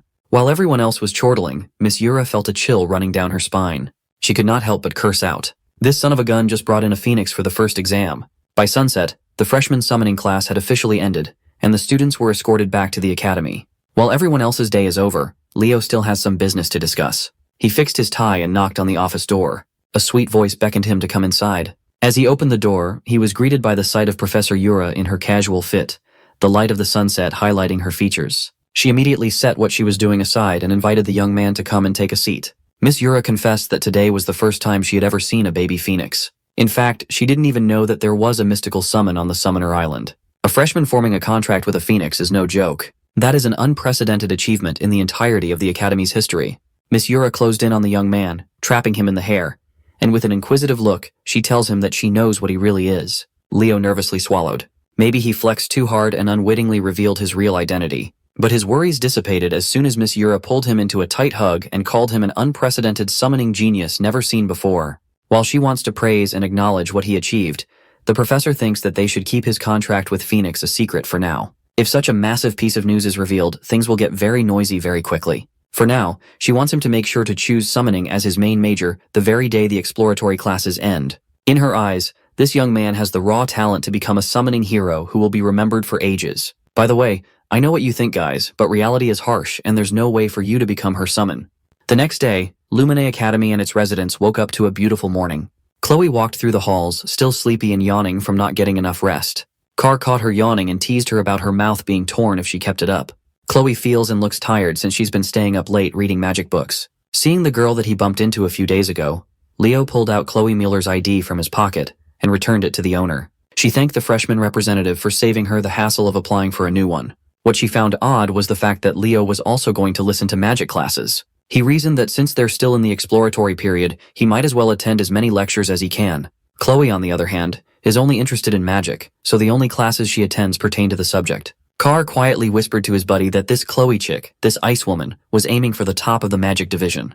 You see, Carr's mouth doesn't have volume control, so Chloe Mueller heard all of that. Carr immediately noticed the temperature drop as soon as she stared at him. Just as he was about to wriggle his way out of trouble and move to the back, a massive ice pillar stood in his way. It was a perfect crystallized pillar that nearly locked Carr inside the iceberg.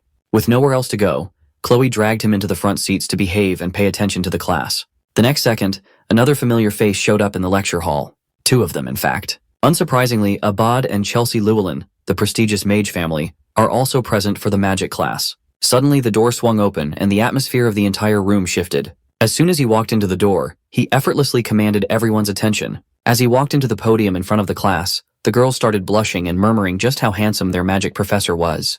With a clean, slick back look, a dapper tie, and an overall immaculate drip, Len Hors introduced himself as the first-year Magic Division professor. He brought with him a thick stack of paper. Before starting today's exploratory class, he wanted to do something drastic. With a flick of a finger, the stack of paper in his desk flew all over the room and eventually found themselves neatly arranged on top of each student's desk. For introduction, everyone will take a magic theory exam right from the get-go. Of course, everyone was surprised to find that they were being tested in magic theory before a single lecture. Professor Len Hors asserted that students who fail to meet certain standards will be banished from his class. Since all of them are Lumine students now, this much should be the standard. Upon finishing the exam, they are to hand the paper to his assistant, Anna. Contrary to the intensity of Professor Hors, Assistant Professor Anna is like a ball of sunshine. The one screwed over the most by this first-day exam is undoubtedly Leo. All it took was one look at the first question, and bro immediately knew he was cooked. He is clueless when it comes to current magic trends. The increasingly complex formulas in his paper are simply indecipherable to his eyes. While the clock ticks, every student tried their hardest to squeeze the last bit of their brain juice to answer the intricate questions. As grains of sand fall to the bottom of the hourglass, tensions rise. Their futures as magic heroes depend on this exam. When the time was up, the students discussed how surprisingly easy the exam was. But none of the best and the brightest managed to answer the last question. Compared to them, Leo was stressed. He only managed to answer one question even though he really tried his hardest. As he shakily submitted his paper, he regretted not learning more about modern magic before coming here. Thinking that it was hopeless, he immediately left. He couldn't stand staying in the lecture hall out of embarrassment. He reckoned that he should just study magic on his own time. For the past 100 years, magic has evolved by leaps and bounds. Magic that once required a perfect understanding of complex concepts can now be used just by memorizing mind-numbing activation conditions.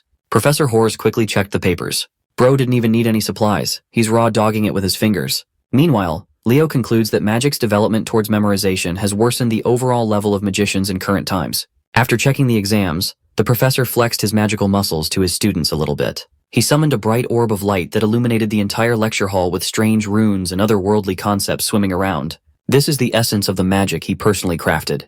From start to finish, he built this magical algorithm brick by brick. The goal of his class is to create students capable of researching and making their own brand of magic. That is also why he made them take a test on the first day of exploratory classes.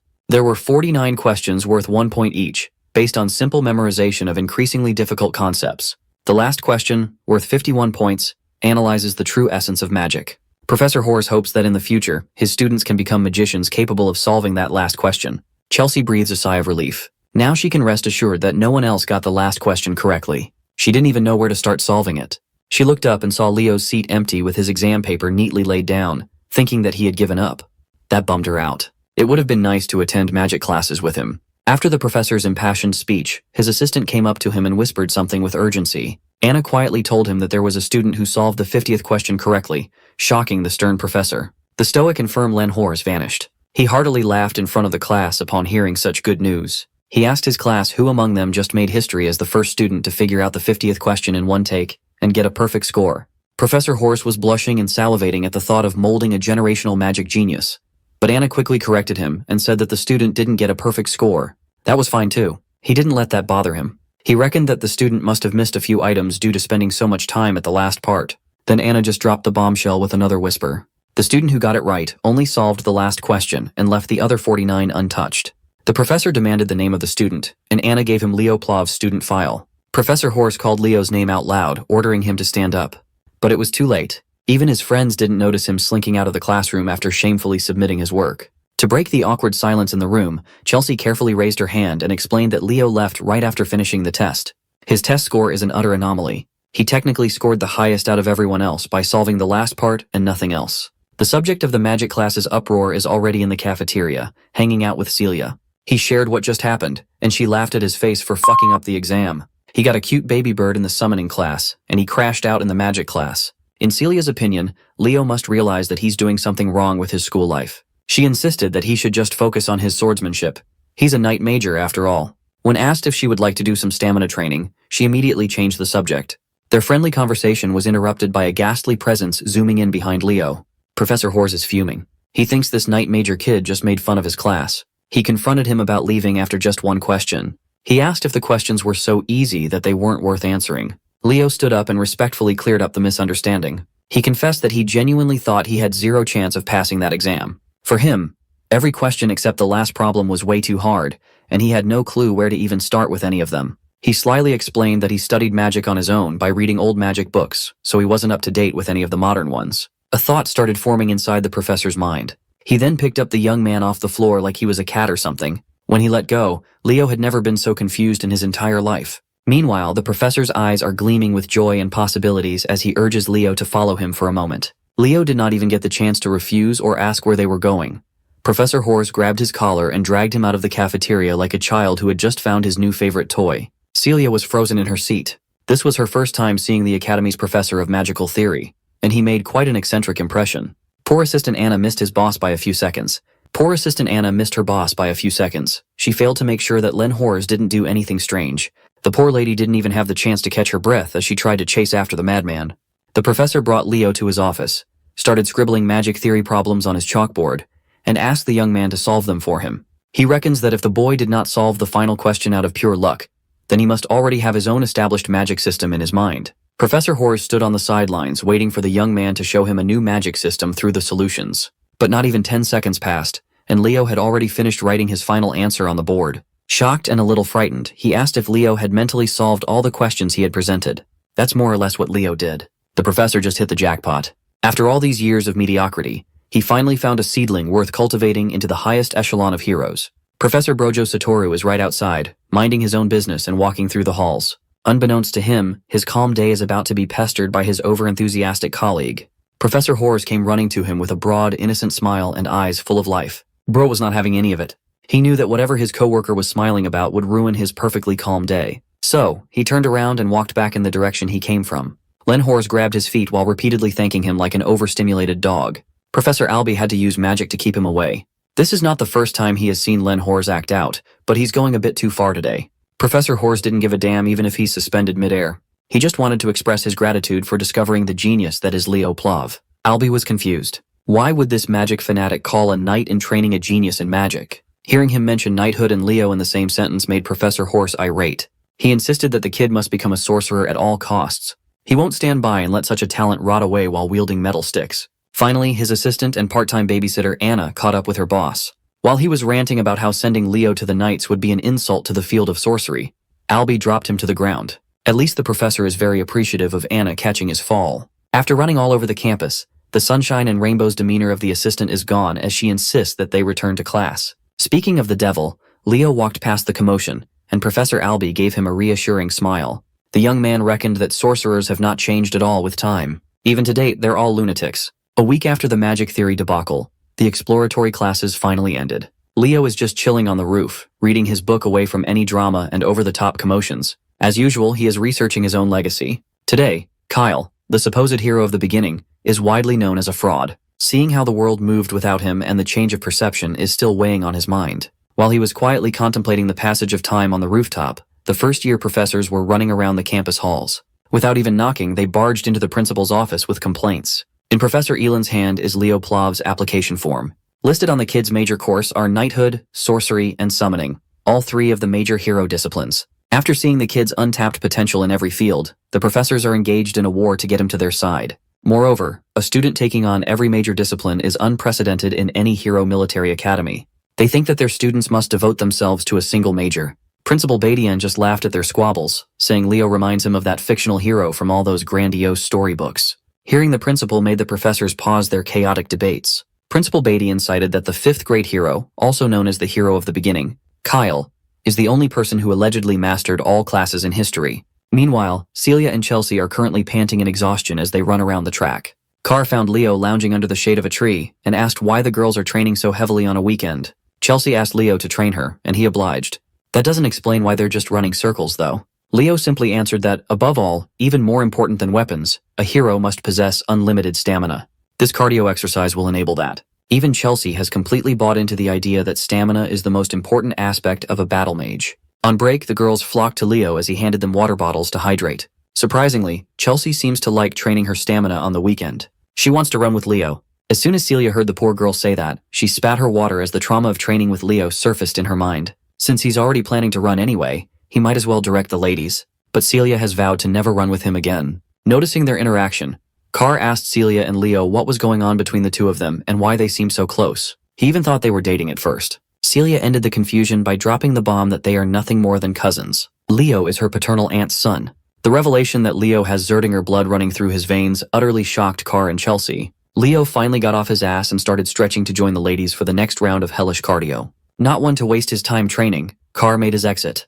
He's planning to explore Lumeria City a little bit more. Celia tried to tag along with him in the blissful city, but Leo had already grabbed his cousin by the hair. Today is a training day. Carr could not help but think that every noble in his circle doesn't have an ounce of dignity. Time passed, and the much-awaited class assignment day finally arrived. Leo walked to the classroom he was assigned to, namely Class 1-5. Inside, he saw Carr sitting down, calling his buddy over to the seat beside him. The sly businessman was the first one to arrive since he already knew what class he was going to be assigned to. Say what you want about Carr. That boy is good at gathering information.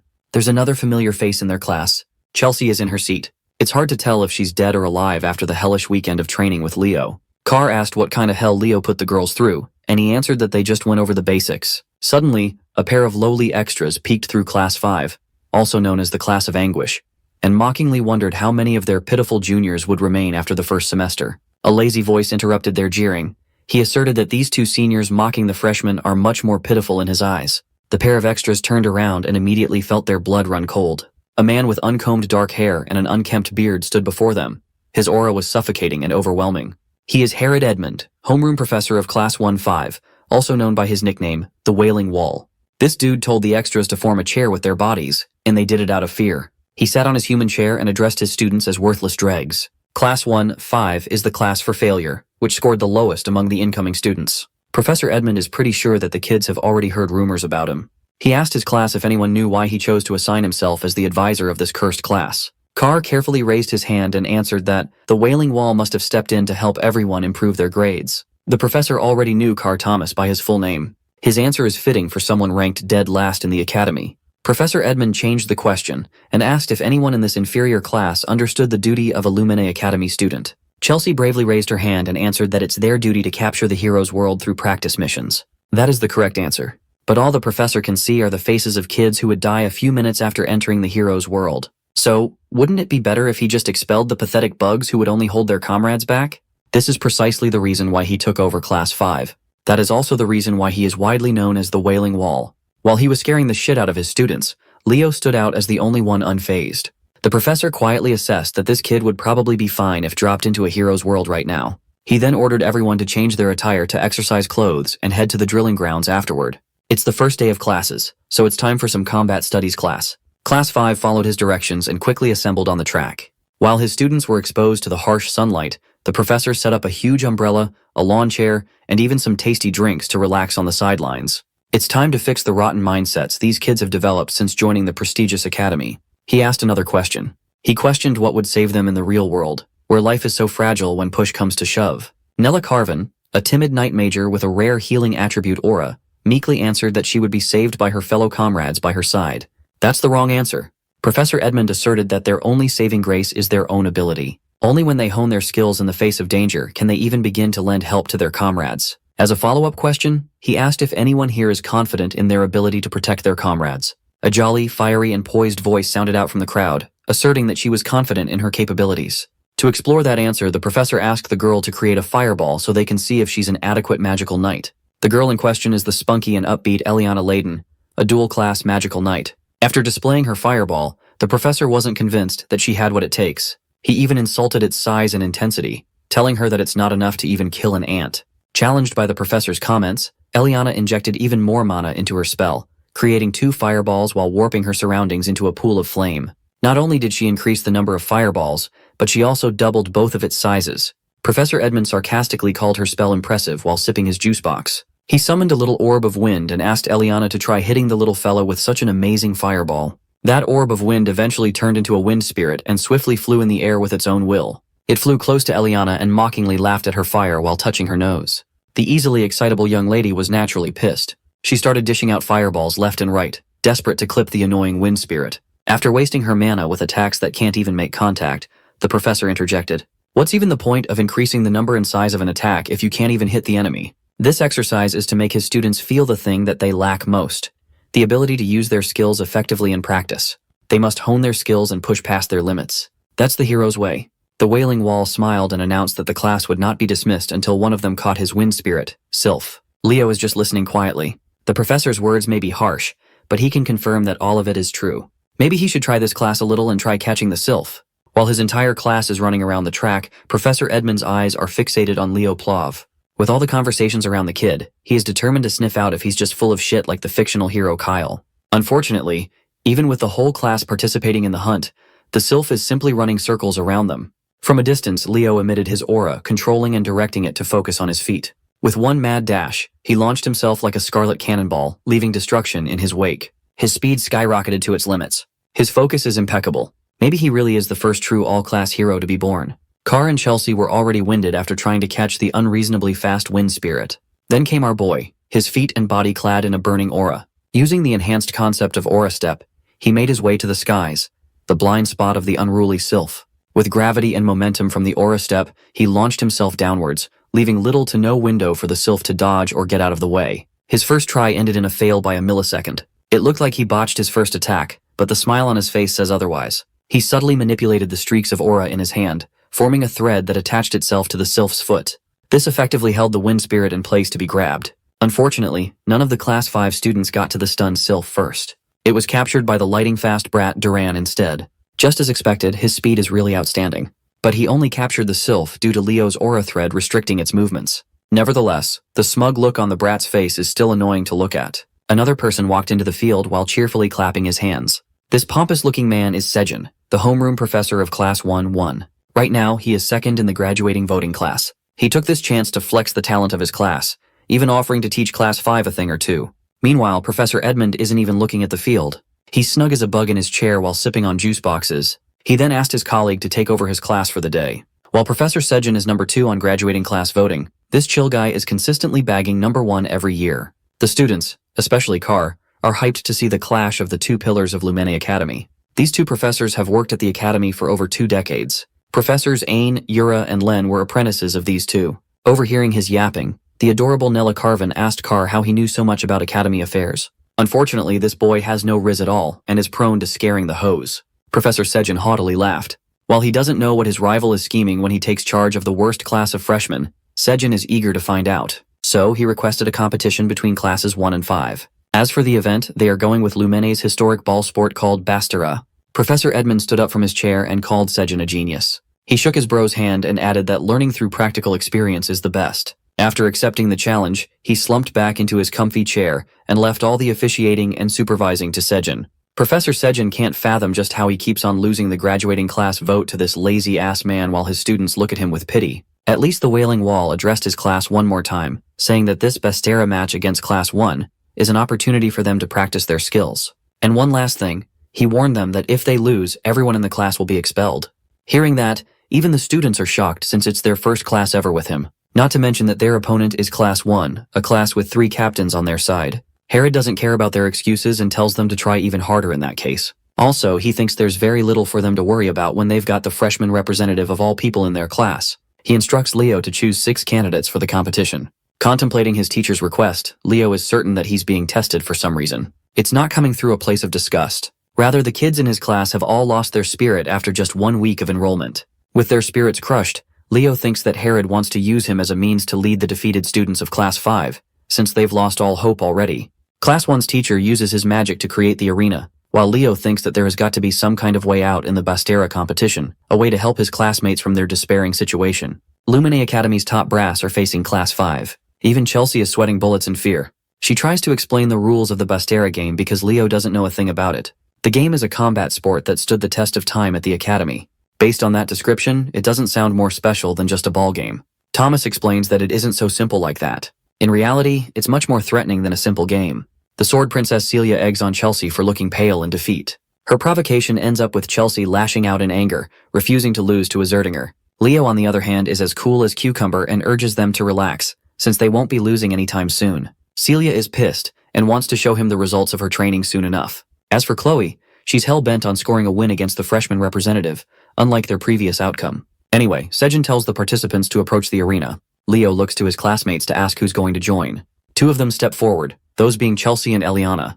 The stakes are high as losing guarantees expulsion, which is why they're willing to do whatever it takes to win. Thomas and the others also quickly follow suit, as Leo signals to the professor that their class is ready to begin. Sejin whips out the ball and tosses it up in the air. Each participant from both teams has their eye set on the ball. The game begins with Duran and Leo reaching for the ball, but Lightning Boy is a second faster and manages to snatch the ball, seizing the initiative. The game has literally just started, and this man Leo decides that now would be a good time to learn the rules. Turns out the rules are quite simple. All he has to do is infuse the ball with aura, shooting it into the goal without using one's body. The first team to reach 11 points will win the game. Duran is on a rampage and releases the ball at a thunderous speed, causing Leo to evade it at the last second. As for Thomas, he couldn't even see the ball as it cut past him and scored right into the net. The first goal has been secured by Duran of Class 1, and has already caused even greater despair for Class 5 students. Tide is feeling the pressure and thinks they're all going to be expelled at this rate. So now, Leo wants to know about how one could acquire the ball. There are basically 3 ways to do that. They can do it if the ball goes out of bounds during their opponent's turn, or if someone can catch the ball. As Tide is about to explain the final method, their conversation is interrupted with Eliana getting brutally taken down by Celia's explosive throw. The Sword Princess mocks them for carelessly talking when they should instead be focusing on the match. The situation is really bad for Eliana. Players can't directly attack or block opposing players, so the third way is to cause the participant unable to continue. The only way to do that is by attacking others with the ball. Leo has heard enough and seizes control of the ball, believing that it's the right time for them to fire back. Eliana is rendered unable to continue, leaving Class 5 with one less classmate to fight with. Both professors are observing the match. Sejin reflects that any team with an advantage of the fire element usually possess overwhelming advantage in the game, and when it comes to the House of Zerdinger, their flames are the most powerful. He can't figure out why Herod decided to entertain the challenge, knowing that the Sword Princess is in Class 1. He thinks that there's just no way for Herod's class to fight back. In response, the lousy professor simply yawns at him, as if to think nothing of his words. Addressing Sejin, Herod brushes an old memory of his first student from the House of Zerdinger. That woman is known as the Empress of Bastera, a complete monster in the game. Herod is happy to share that her child is playing the match for Class 5, a piece of knowledge that shakes Sejin. Back to the game, Class 5 is acting like a whiny bunch, selling themselves short and regretting their decision to join the academy. Celia sees Leo casting his flames and realizes that he's finally getting serious. Charging an ever-burning fireball, he releases the ball at such a monstrous speed that it requires Chloe's icicle mountain to stop its wrath. She acts all high and mighty, thinking that she's successfully deterred his strike. But Leo shockingly appears next to her, having read her like a book. Leo confidently declares that he'll score regardless. He jumps up and punches the shit out of the ball with his fist, causing Chloe's barrier to tear away like butter. Even Sejin is impressed by the boy's impressive battle IQ. Class 5 cheers in support for the freshman representative. The professor of Class 1 understands now that the true game has just begun. We then see a bunch of goals scored, causing the number to jump up to 9 against 10. Many players were even incapacitated during the match. Finally, the lightning-fast Duran releases his strike, hoping for this throw to end the match. But in the end, Thomas sacrifices his body, putting his everything to stop the ball from scoring. He manages to catch the ball at the brink of mana exhaustion. In the end, Thomas collapses, causing both classes to stand at an equal footing. However, Class 5 only has Leo left, while Class 1 has all 3 of its captains intact. It seems like a great disadvantage for their class in terms of numbers alone. Ice Mage Chloe is ready to exact her revenge after her crushing defeat in the previous exam. She forms numerous copies to further increase their defenses. Leo is about to take his one final leap against Celia and Duran. His feet arched from the ground. He blitzed with inhuman speed, shocking the 3 captains with how fast he vanished. Leo flash steps at such an incredible pace that he dribbles past Celia without her noticing. He has no intentions of taking them head-on, which means he's aiming for the goal. This leaves everything to Chloe to defend. She's trying her best to locate the real Leo among his own copies. Just analyzing this level of magic leaves her winded as Leo zooms past her. Chloe collapses in defeat, questioning how a mere human is capable of using the magic of the elves. In the end, not even the 3 captains could stop him, and the conclusive winner of the match is Class 5. Leo's name is chanted as Class 5 students celebrate in joy. They were so close to getting expelled. Sejin is surprised to learn that Herod put them on death grounds just to win the match. The 3 captains, on the other hand, are left devastated in defeat. Sejin realizes that he's got to deal with them and approaches Chloe, asking if she's frustrated at their loss. He reminds her that even if they lose, they must always salute their opponents as tradition. He acknowledges their efforts to try and secure Class 1's victory. Sejin is really proud of the students who worked hard and even those who cheered for their allies. His beaming words of encouragement steal their hearts. But Herod isn't so kind and poetic. He straight up calls them losers and annoys them for it. Both classes performed their best in the sport. Class 1 managed to show off their talent, while Class 5 boasted perseverance and fought hard until the end. Sejin emphasizes that their ability to break past their limits allowed them to take the win. He hopes for both rival classes to learn from each other. In earnest rivalry, they shake hands. Celia pisses off Chelsea, who returns the insults in her own way. Thomas, on the other hand, is overly cheerful with his handshake against Duran, who is staring at him like a pale ghost. Chloe is sent to the brink of tears and shame. Leo extends his hand, praising her for her performance. He thinks that with just a little bit of effort and experience, she could really become someone of amazing stature. She takes his words as mockery at first, but seeing the boy's sincere expression, she changes her mind. Chloe hopes that she'll overcome Leo one day and shakes his hand. A month has passed since then. Our trio is enjoying a meal when Thomas curiously asks about their club selection. Instead of joining a club, Leo is interested in making one, causing Thomas to lose his damn mind. Chelsea being his #1 supporter, she's willing to join it immediately. The club he's wanting to create will be called the Hero Research Society. It's a strange name, but Leo has an ambition to investigate the forgotten hero, Kyle, who is considered a fictional character with no real relevance in history. Thomas thinks that no one will join that kind of club, but Chelsea is seriously a real one with how ready to join she is.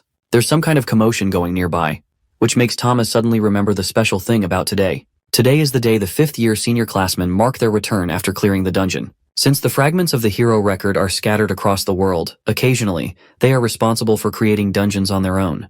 These are called the hero dungeons. The senior students of the academy clear the hero dungeons and retrieve the fragments.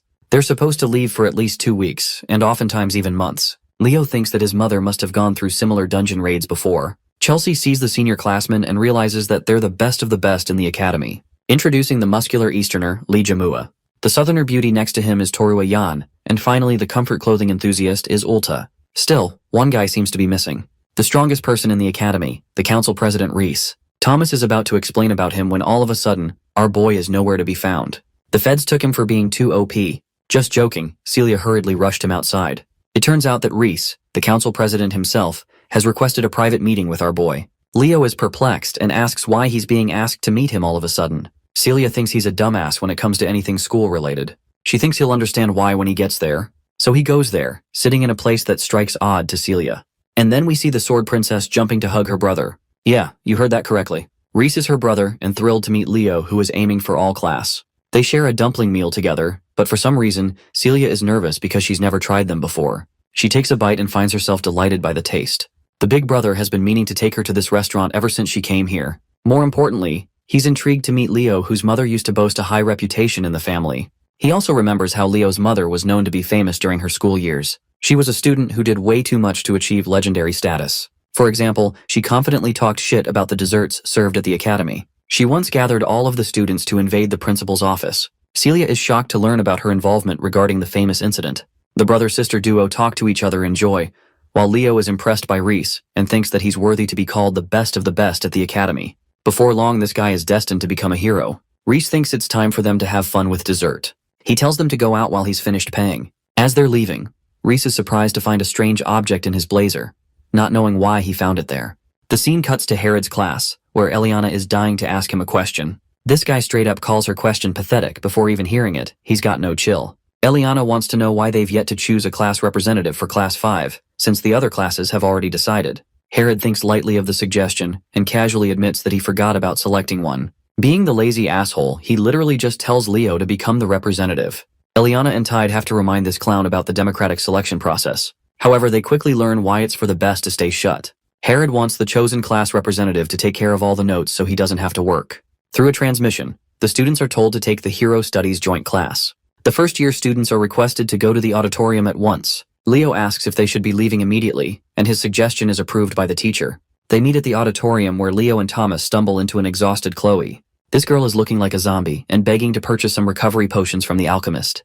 The purchase is made and she receives the only potions he has. Leo thinks she might be doing too much when it's only the start of the year. Chloe chugs the potions and refuses to accept Leo's advice. Since she's the top student in magic theory, she's extremely anxious about her position. After all, it's only a matter of time until Leo learns modern magic and quickly bulldozes her in that exam too. Thomas, being an idiot, doesn't get what's so bad about being second place. Chelsea has to remind this dumbass about Chloe's position as the tower magician. Battle mages don't ever have to worry about falling behind in theory, but for Chloe, it's everything. The magic investigation and research is the heart of the magic tower, so her very pride is at stake here. Chelsea is annoyed and really wonders if the alchemist is a magician at all at this point. Meanwhile, Chloe isn't looking sharp despite the potions and notices something. Right then, we see Headmaster Kalian observing the strange reaction of the damaged hero's page. Reese has brought the hero's page and claims that it reacted to something. It ended up damaged to a certain extent that it should never have reacted, and yet it did.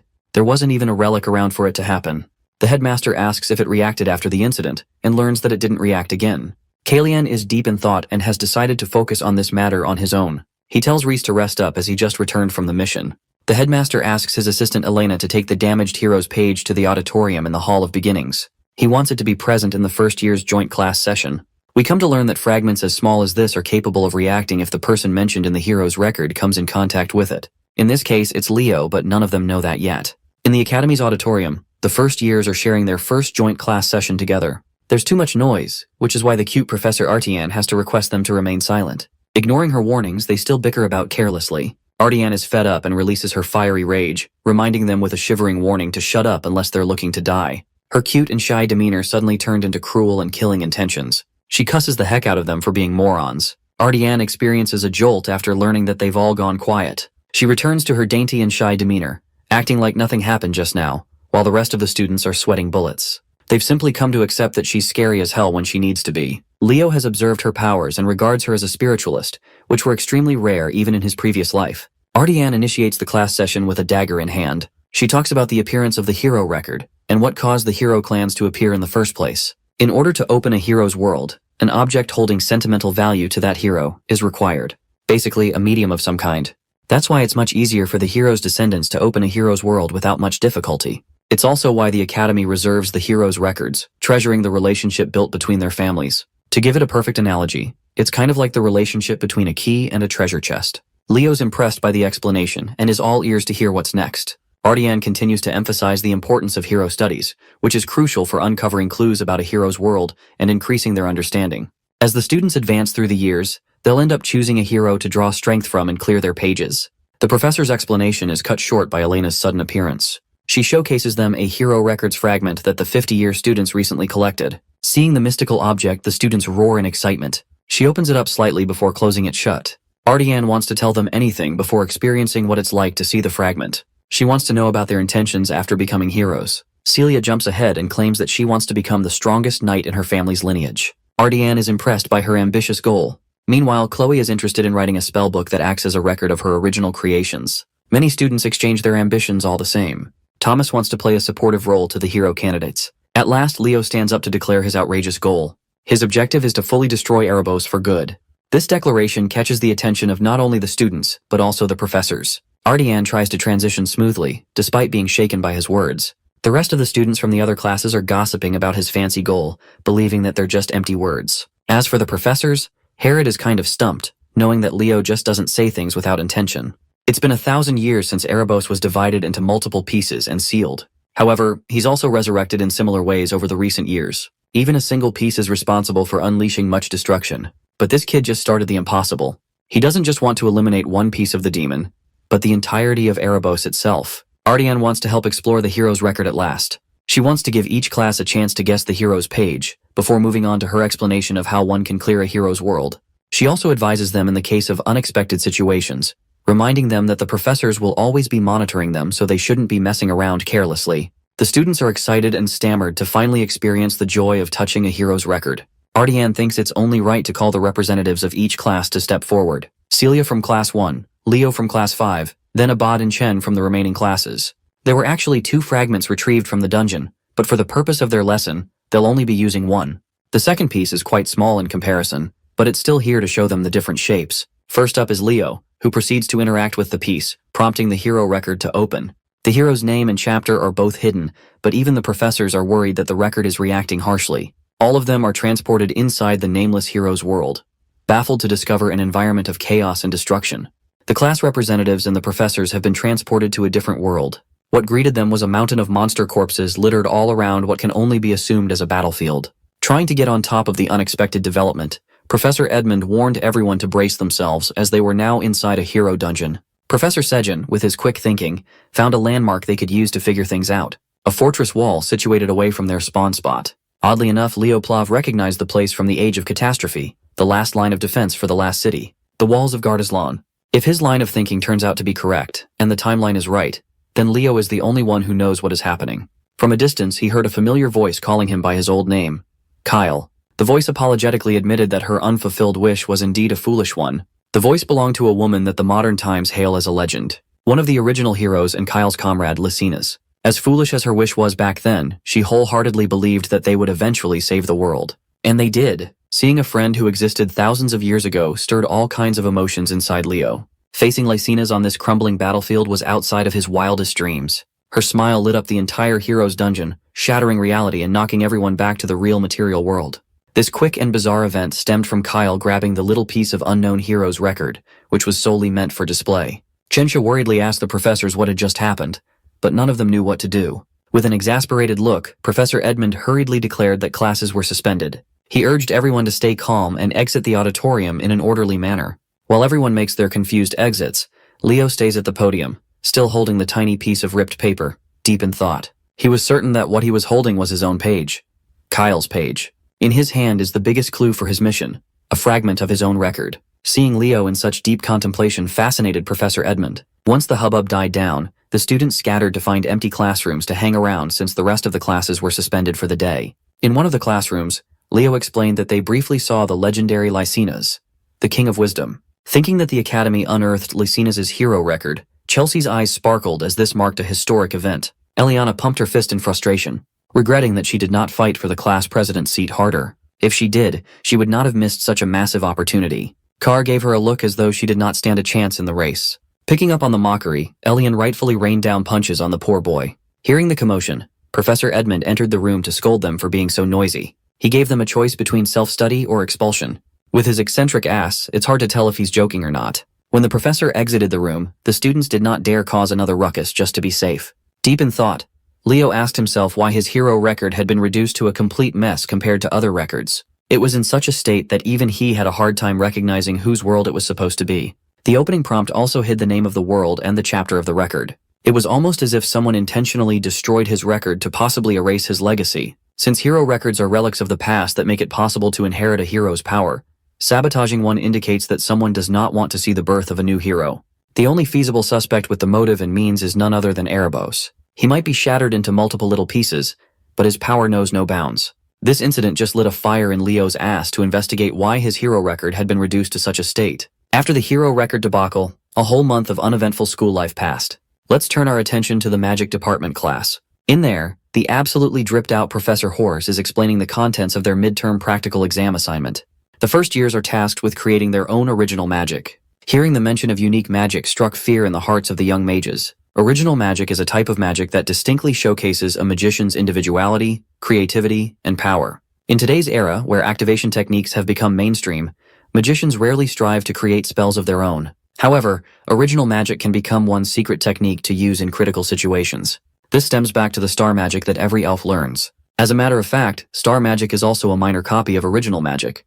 There had only been one person in history who wielded the true and complete power of star magic. That is none other than its creator, the founder of Nebula and one of the founding heroes, Luna. Hearing the professor emphasize the importance of the upcoming midterms made Chloe lock in. Sitting beside her, Leo could not help but notice an odd book on her desk.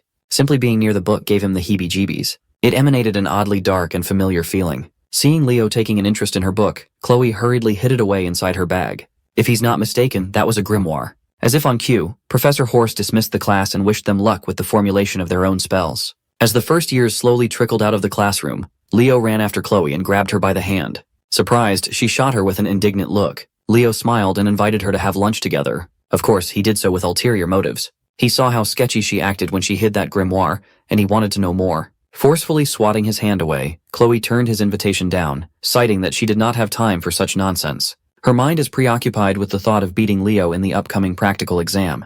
Just in time to diffuse the tension in the air, Carr interjected with his upbeat energy. He called Leo a rascal for daring to challenge the top spot in the Ice Queen's magic studies.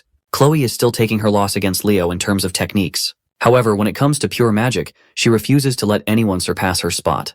With clenched fists and commanding determination, she vowed to win the midterms no matter what. Leo knew that if he backed out or phoned it in, it would be disrespectful to Chloe's convictions. So, like a true sportsman, Leo offered his hand and gracefully accepted the challenge, promising to prepare well. Chloe shook his hand with an empty look in her eyes. I've never seen anyone more locked in than the Ice Queen.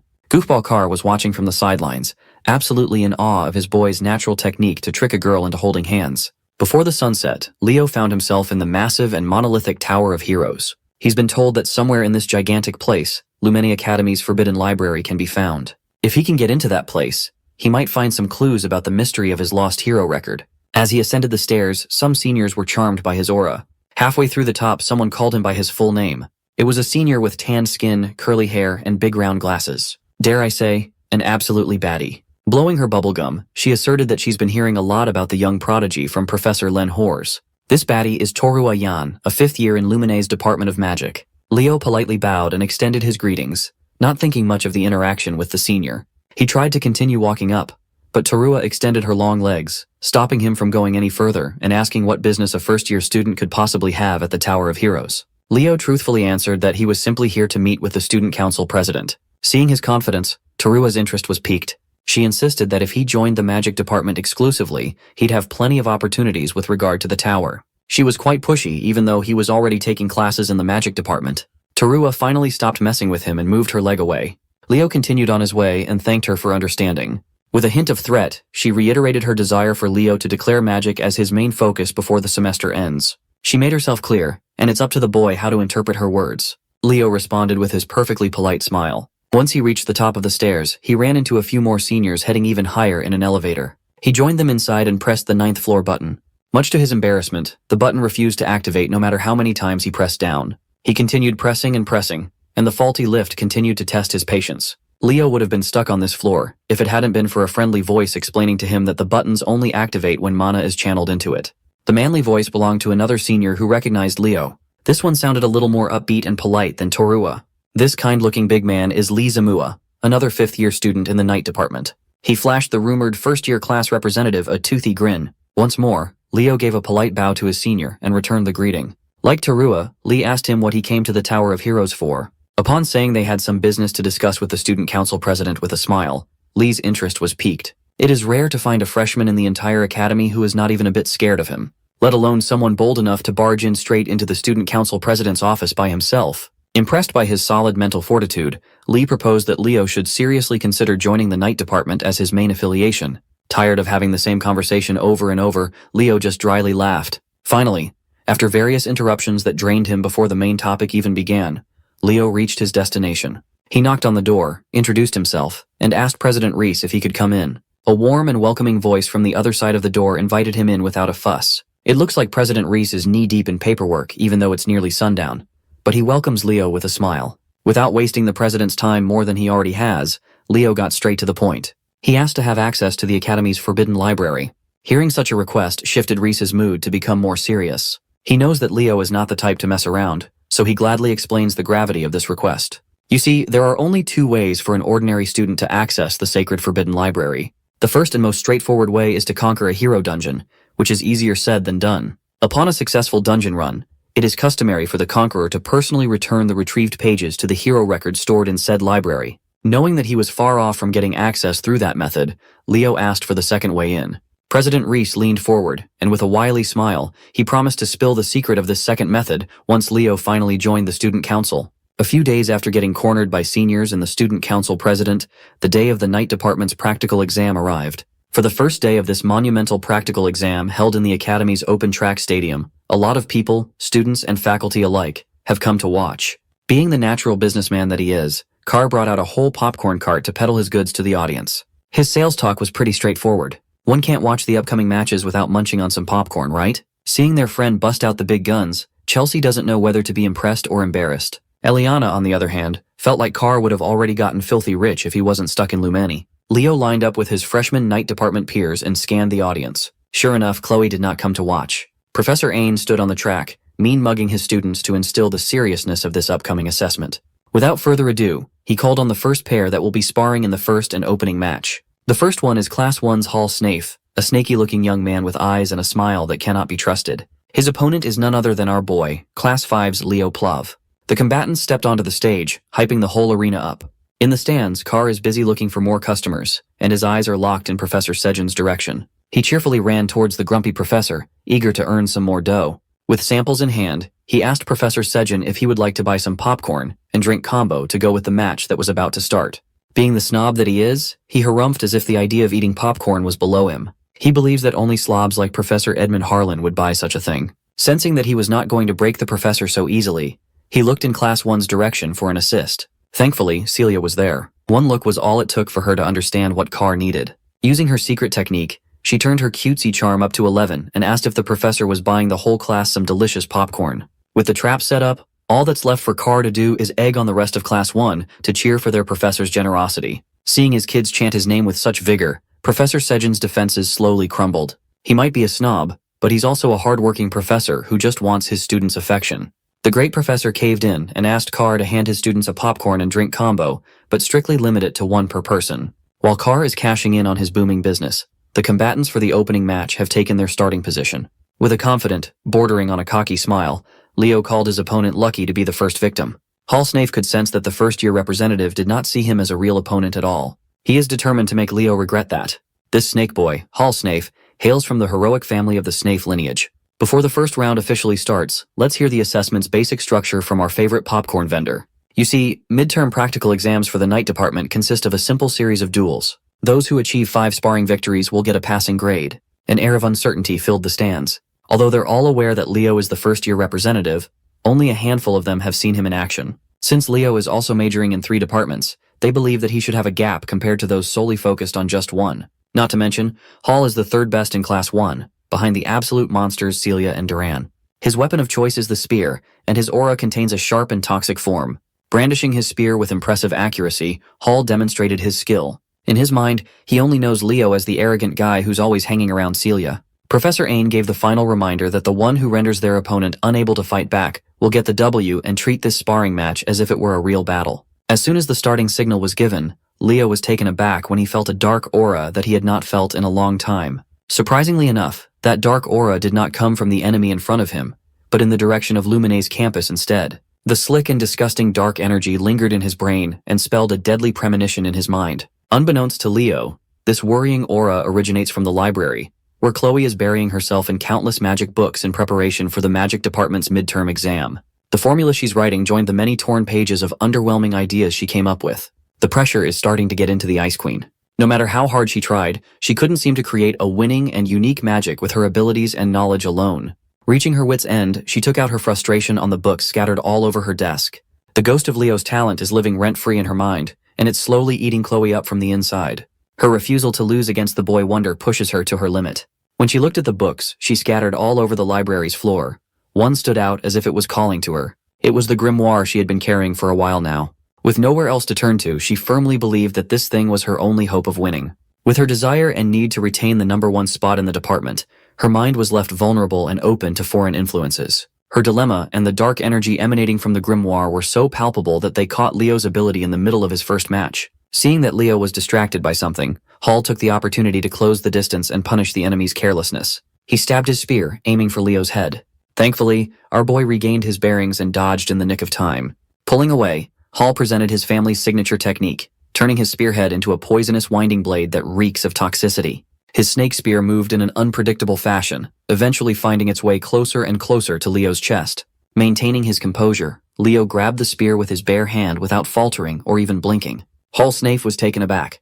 The power required to stop his attack must have been enormous. Making the mistake of being surprised, Hall lost the grip of his weapon as Leo pulled it out of his hands. Refusing to let go, Hall was dragged along with his spear. Not knowing what to do, he looked like an amateurish fool. Once he was pulled in close enough, Leo compounded the embarrassment by giving Hall a kiss on the cheek using his hardened fist. It sent the poor snake boy barreling through the track like a rag doll.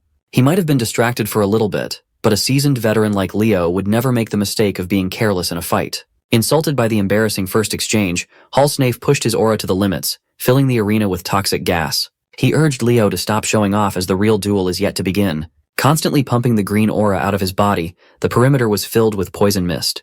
Hall reckoned that since there are talks about how Leo can't even use aura, he can capitalize by leaning on his strength. Even if Leo is physically stronger, it's impossible to make up for a fundamental weakness. Seeing the green mist wafting in the air, Leo summoned his fiery aura while reveling at how rare poison auras are. As the mist tried to enter his effective range, Leo efficiently burned the poison without much trouble. Still confident with his supposedly superior technique, Hall ramped up his aura use. He believes that unless those flames are on Celia's level, he'll win the battle in the end.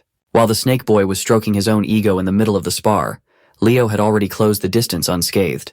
It's time to make this boy pay for being so arrogant and careless. Leo walked the rest of the gap between them like he was a JoJo character, his fire absolutely mogging the fuck out of the poison. Seeing the colorful display of auras in the arena, the audience was hyped as they chomped on their popcorn. In Class 1 seats, Duran watched the battle with his permanently furious expression. Celia was dumbfounded while Chelsea cheered for her man. Everything Leo does is cool in her eyes. Celia never would have thought that Leo had already increased the power of his flame aura to such a terrifying degree. Poor Hall Snafe also felt the unexpected of Leo's flame as he got closer and closer. By his estimation, Leo's blaze is already on Celia's level, the #1 knight in their batch. Who would have thought that a guy who's taking every major in the academy would be this good as a pure knight? Still, Hall steeled his resolve and prepared to pull out a move that he'd been saving in hopes of defeating Celia at the right time. He never expected that he'd be forced to use it on Leo Plav in the opening match of midterms. He shaped his aura into an image of a poisonous serpent, summoning a snake prison and launching it in the opponent's direction. Curious about the technique, Leo lets himself be caught by the snake prison, standing still while analyzing the serpent's image with interest. Hall really thought he was doing something impressive, even shooting Celia a glance in the stands while his cheeks blushed. The poor guy had been working on this skill to catch up to Celia's flame, and he was quite optimistic about this debut. In response to his timid blush, Celia sighed and pointed at the opposite side of the arena. Hall's momentary arrogance distracted him from the fact that Leo was already boiling his snake prison alive, causing the serpent's body to bubble and sizzle under the heat. With one final push, Leo completely eradicated the pitiful aura spell without much trouble. Hall's eyes widened. The technique he worked so hard on was burned away like it was some trash spell. Frustrated, he stopped using aura altogether and lifted his spear to attack. Throughout the entire battle, Leo had never even drawn his sword. When he finally did, he parried the spear with enough force to knock it out of the enemy's hands. Putting the tip of his blade against the brat's neck, he warned Hall to never take his eyes off a flame, or he might get burned. While the brat falls to his knees, Professor Ain announces the winner of the first match. In a fiery display of dominance, Leo Plav took the W. His biggest fan, Chelsea, felt her heart flutter as she cheered for Leo. Carr, always believing in his buddy, knew that Leo would win this one without breaking a sweat. Hall walked back to his corner and accepted that Leo was built differently, even when it came to real fights. No wonder he can be by Celia's side all the time. Much to his surprise, a familiar voice praised his performance even though he lost miserably. Looking up, he saw Celia smiling from the seats, celebrating his cool technique. Even though he lost, Hall just got complimented by the girl she's been chasing after. So it was not that bad. He'll hold on to that compliment for the rest of his life. Proceeding to the next match, the professor called Class 5's Elian Layden to the stage. Jumping right into the fray with his fiery energy, Eliana demanded to know who her opponent would be right away. When Professor Ain called Chenxia of Class 10 to the front, Eliana's pumped-up energy was dashed. She was so hyped to whoop some ass, but she drew the short end of the stick, and now she has to fight one of the Knight Department's top 3. The ladies took their position, standing opposite one another while waiting for the go signal. With a smile, Chenxia wished her opponent good luck with a serene bow. Even her politeness felt powerful. Still, Eliana is not one to back down, even if the odds are against her. She returned the polite greeting with a determined smile. As soon as the starting signal sounded, Chenxia's hand gracefully moved to summon her water aura. The waves danced around her body like a serene ocean. In contrast to her vibe, Eliana's fiery will took the form of wildfire while she held a rapier in her hand. Leaning into the strength of her blade, Eliana pushed her speed to the limit with a stab. Chenxia prepared to receive the attack by surrounding herself with a water sphere. Watching from the stands, Leo can tell that tanking that rapier would hurt like a bitch. But so is running at full speed and bumping into a solid shield made of water aura. Eliana was too hasty. She tried to end the bout in one attack and was punished quite heavily for it.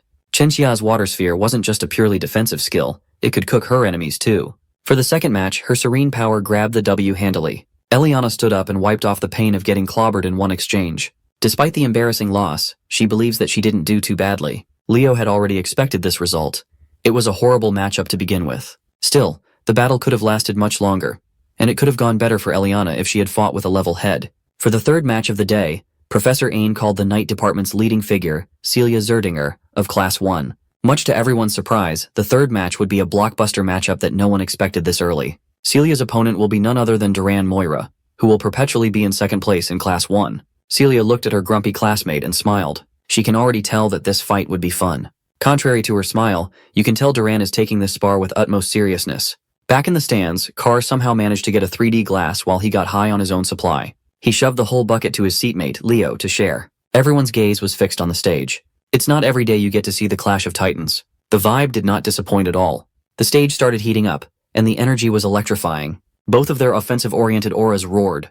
With both blades drawn, the fight to determine the de facto top student of the Night Studies department is about to commence. As soon as the starting signal sounded, Grumpy Duran made the first move with his lightning-fast first step. His whole body and his sword looked as though they melded together in a thundering form. But Celia is a talented swordmaster in her own right. She had fast enough reflexes to parry the first few attacks without a problem. To most of the first years, this is their first time seeing the top scorer's combat power. Completely engrossed in the nail-biting battle on the stage, Carr asked Leo who he was betting on. Casually shoveling handfuls of popcorn in his mouth, Leo shared that Celia would lose if the bout continued at this pace. Carr was surprised by Leo's callousness. Still, he's not counting his cousin out just yet. Even from the stands, he can see the calm and collected look in her burning eyes. He reckoned that this girl must be hiding something up her sleeve and waiting for the right moment to dazzle everyone. Picking up the pace, Duran increased his speed to another level and continued his relentless assault. Caught off guard, Celia almost got nicked in the neck if her instincts didn't take over to move ever so slightly to the side. Confident that he could start overwhelming Celia, Duran entered a close combat showdown with his #1 rival. That was a big mistake. Celia raised her ornate blade and summoned a flame that eclipsed any blaze shown today. It burned so wildly and brightly that the arena's protective barrier started flickering, struggling to contain the power. Most of the freshmen had never seen a fight of this level before. Leo praised Celia's patience and timing in bringing out a brilliant move perfectly. Carr was confused, so Leo elaborated. You see, the freshman sparring field is fairly small and contained. Celia must have figured that since she can't keep up with Dura's raw speed, she can just turn the entire field into her own burning stage. Even the playing field. With home court advantage, she essentially forced Duran to a tough spot, forcing him to be more mindful of his movements unless he wanted to get burned by the blazing fire. On top of that, the heat will make it naturally harder to see. Celia was already a great fighter, but she had gotten even stronger and craftier in using her abilities. This lady just opened his domain expansion. With the heat slowly frying the grumpy blondie, Celia took advantage of the lapses in his defense and seemingly blinked behind Dura. Her fiery slash could have ended the fight if it wasn't for Duran's pesky reaction speed. Pushing himself to the limit, Duran gritted his teeth and brandished his sword in an act of desperation. Losing his calm in a spar against someone as competent as Celia is a death sentence. She completely neutralized his blade by grabbing it with her bare hands. Right when she covered the entire arena with her blaze, she's been absolutely dominating #2. Her immaturity and savagery showed by ending the bout with an unconventional attack. Instead of her blade, fist, or legs, Celia bashed her head against Duran's and knocked the grumpy blondie out cold. Dispelling her flaming aura, Celia Zerdinger won the third match of the day, and the crowd went absolutely bonkers. While wiping the dust off her uniform, she smiled and suggested that Duran should do some more strength training instead of relying solely on speed. Finally regaining consciousness after momentarily passing out from the headbutt, Duran took her helping hand to get up from the grassy floor. The Academy's press team and those that shipped the #1 and 2 reveled at the sight of the lovely pair. Leo was pleased to witness that his cousin's harsh training paid off. Suddenly, nosy-ass Professor Edmund spawned behind the boys while indulging in some popcorn of his own. As it turns out, he's been listening to his class reps commentating from start to finish. He found Leo's tasks insightful. By the end of the day, every match in the night studies practical exam wrapped up smoothly. Celia Zerdinger ended the day with 4 wins and 1 loss. Duran Moira finished with the same record. So did Chen Xia. All of them had only 1 loss to their names out of 5 matches. Leo Plav, on the other hand, ended the day with a perfect 5-0 sweep, officially taking the crown as #1. A week after the eventful night studies practical exam, the written test for general linguistics wrapped up. Professor Edmund, looking disheveled as usual, praised his classroom's hard work for the past semester. While he waves goodbye and heads for the door, he warns them that some may still flunk out because of a bad score. As soon as the door shut, Class 5 erupted with various reactions. Eliana, as fiery and energetic as she is dreading expulsion herself. Meanwhile, most of the nerds gathered around Chelsea to see her answer sheet and how high she scored. As the nerds clawed at each other for a chance to see the golden answer sheet first, the class president was just quietly napping at his desk. Sitting in front of him, Nelia woke Leo up to ask how he did with the written test. He says he didn't do too badly, but his expression betrayed him. Nelia was amused that the all-powerful class rep could look like a normal student too. She added that if he has any aches or pains, she'll be 1 call away to heal him with her magic. Overhearing the generous offer, Carr interrupted, claiming that his shoulders and back had been feeling really stiff lately. Before he could scam his way into free healing, Chelsea gave him real pain to endure with a bonk to the back. After getting rid of the distraction, Chelsea turned to Leo to ask about his practical summoning practice. She heard from Tide that Leo hardly ever shows up to practice at the summoning field. Well, that's because Leo has been diligently practicing out of everyone's sight. Knowing Leo, it felt on character for him to do so. Chelsea eagerly asked what rank he'd be aiming for in the upcoming exam. That's a dumb question. If it's Leo, of course, he'll be taking first place. On the day of the summoning practical exam, a lot of seniors and faculty staff gathered to watch this year's traditional event. The biggest event of the first semester for all first years is the summoned creature race. Today, Rumba Tess, a third-year student from Lumene's summoning department, will comment live. Seeing all the pageantry, Celia asked her student council president's brother if this was really a test. He explained that the summoned creature race had become a long-standing tradition in the summoning department. Moreover, it's one of the chosen events during the interdepartmental exchange, making it a constant hot topic. If there's an event, Carr always smells customers and the possibility of making money. So he busted out his popcorn and cola business once more. The race hasn't even started, and he's already selling out like crazy. The crowd is making a lot of noise and having fun. This is a stark contrast to the unnerving silence on the stage where the participants are gathered. The summoning department freshmen already feel nervous, and the uproar of the spectators does not help. Meanwhile, the top dogs of this race, Leo, the white-haired lady, the white-haired dude, and Chen Xia, are concentrating on the challenge ahead. Eliza Hergen, the white-haired lady from the renowned summoner hero family of the North, came up to Leo to praise his exceptional display in the Night Studies practical exam. Then, she prodded him about his preparation for this summoned creature race, seemingly unconvinced of his skills. You can't blame her either. For someone claiming to be well prepared, she had never seen him once during group practice. Hearing Leo get called out, the bandwagons immediately jumped in to question his preparedness. They urged Leo to step aside if he's not going to take summoning seriously. None of them have even seen him properly bond with a summoned creature before. Tide tried to quell his classmates' unprovoked anger, telling them to chill out. But the dumbasses continued to yap and yap, yelling at Tide to not side with the golden boy who was completely disrespecting their summoning department. Chen Xia is getting worried about the increasingly tense atmosphere before the test begins. Sen Liu, a summoning department freshman from Sia's eastern continent, came up to her. He reckoned that since she already had good grades in her night studies exam, she shouldn't try as hard and worry about summoning studies. Having enough of the needless chatter, the captain of the southern continent and the #1 student of the summoning department, Walden Tyden, stepped up to shut all the noise down. He asserted that they were going to argue about how much they'd practiced with their summoned creature. They should do it somewhere else, away from his ears. Hearing his arrogantly boastful remark, Sen Liu flared up in anger. Walden doubled down.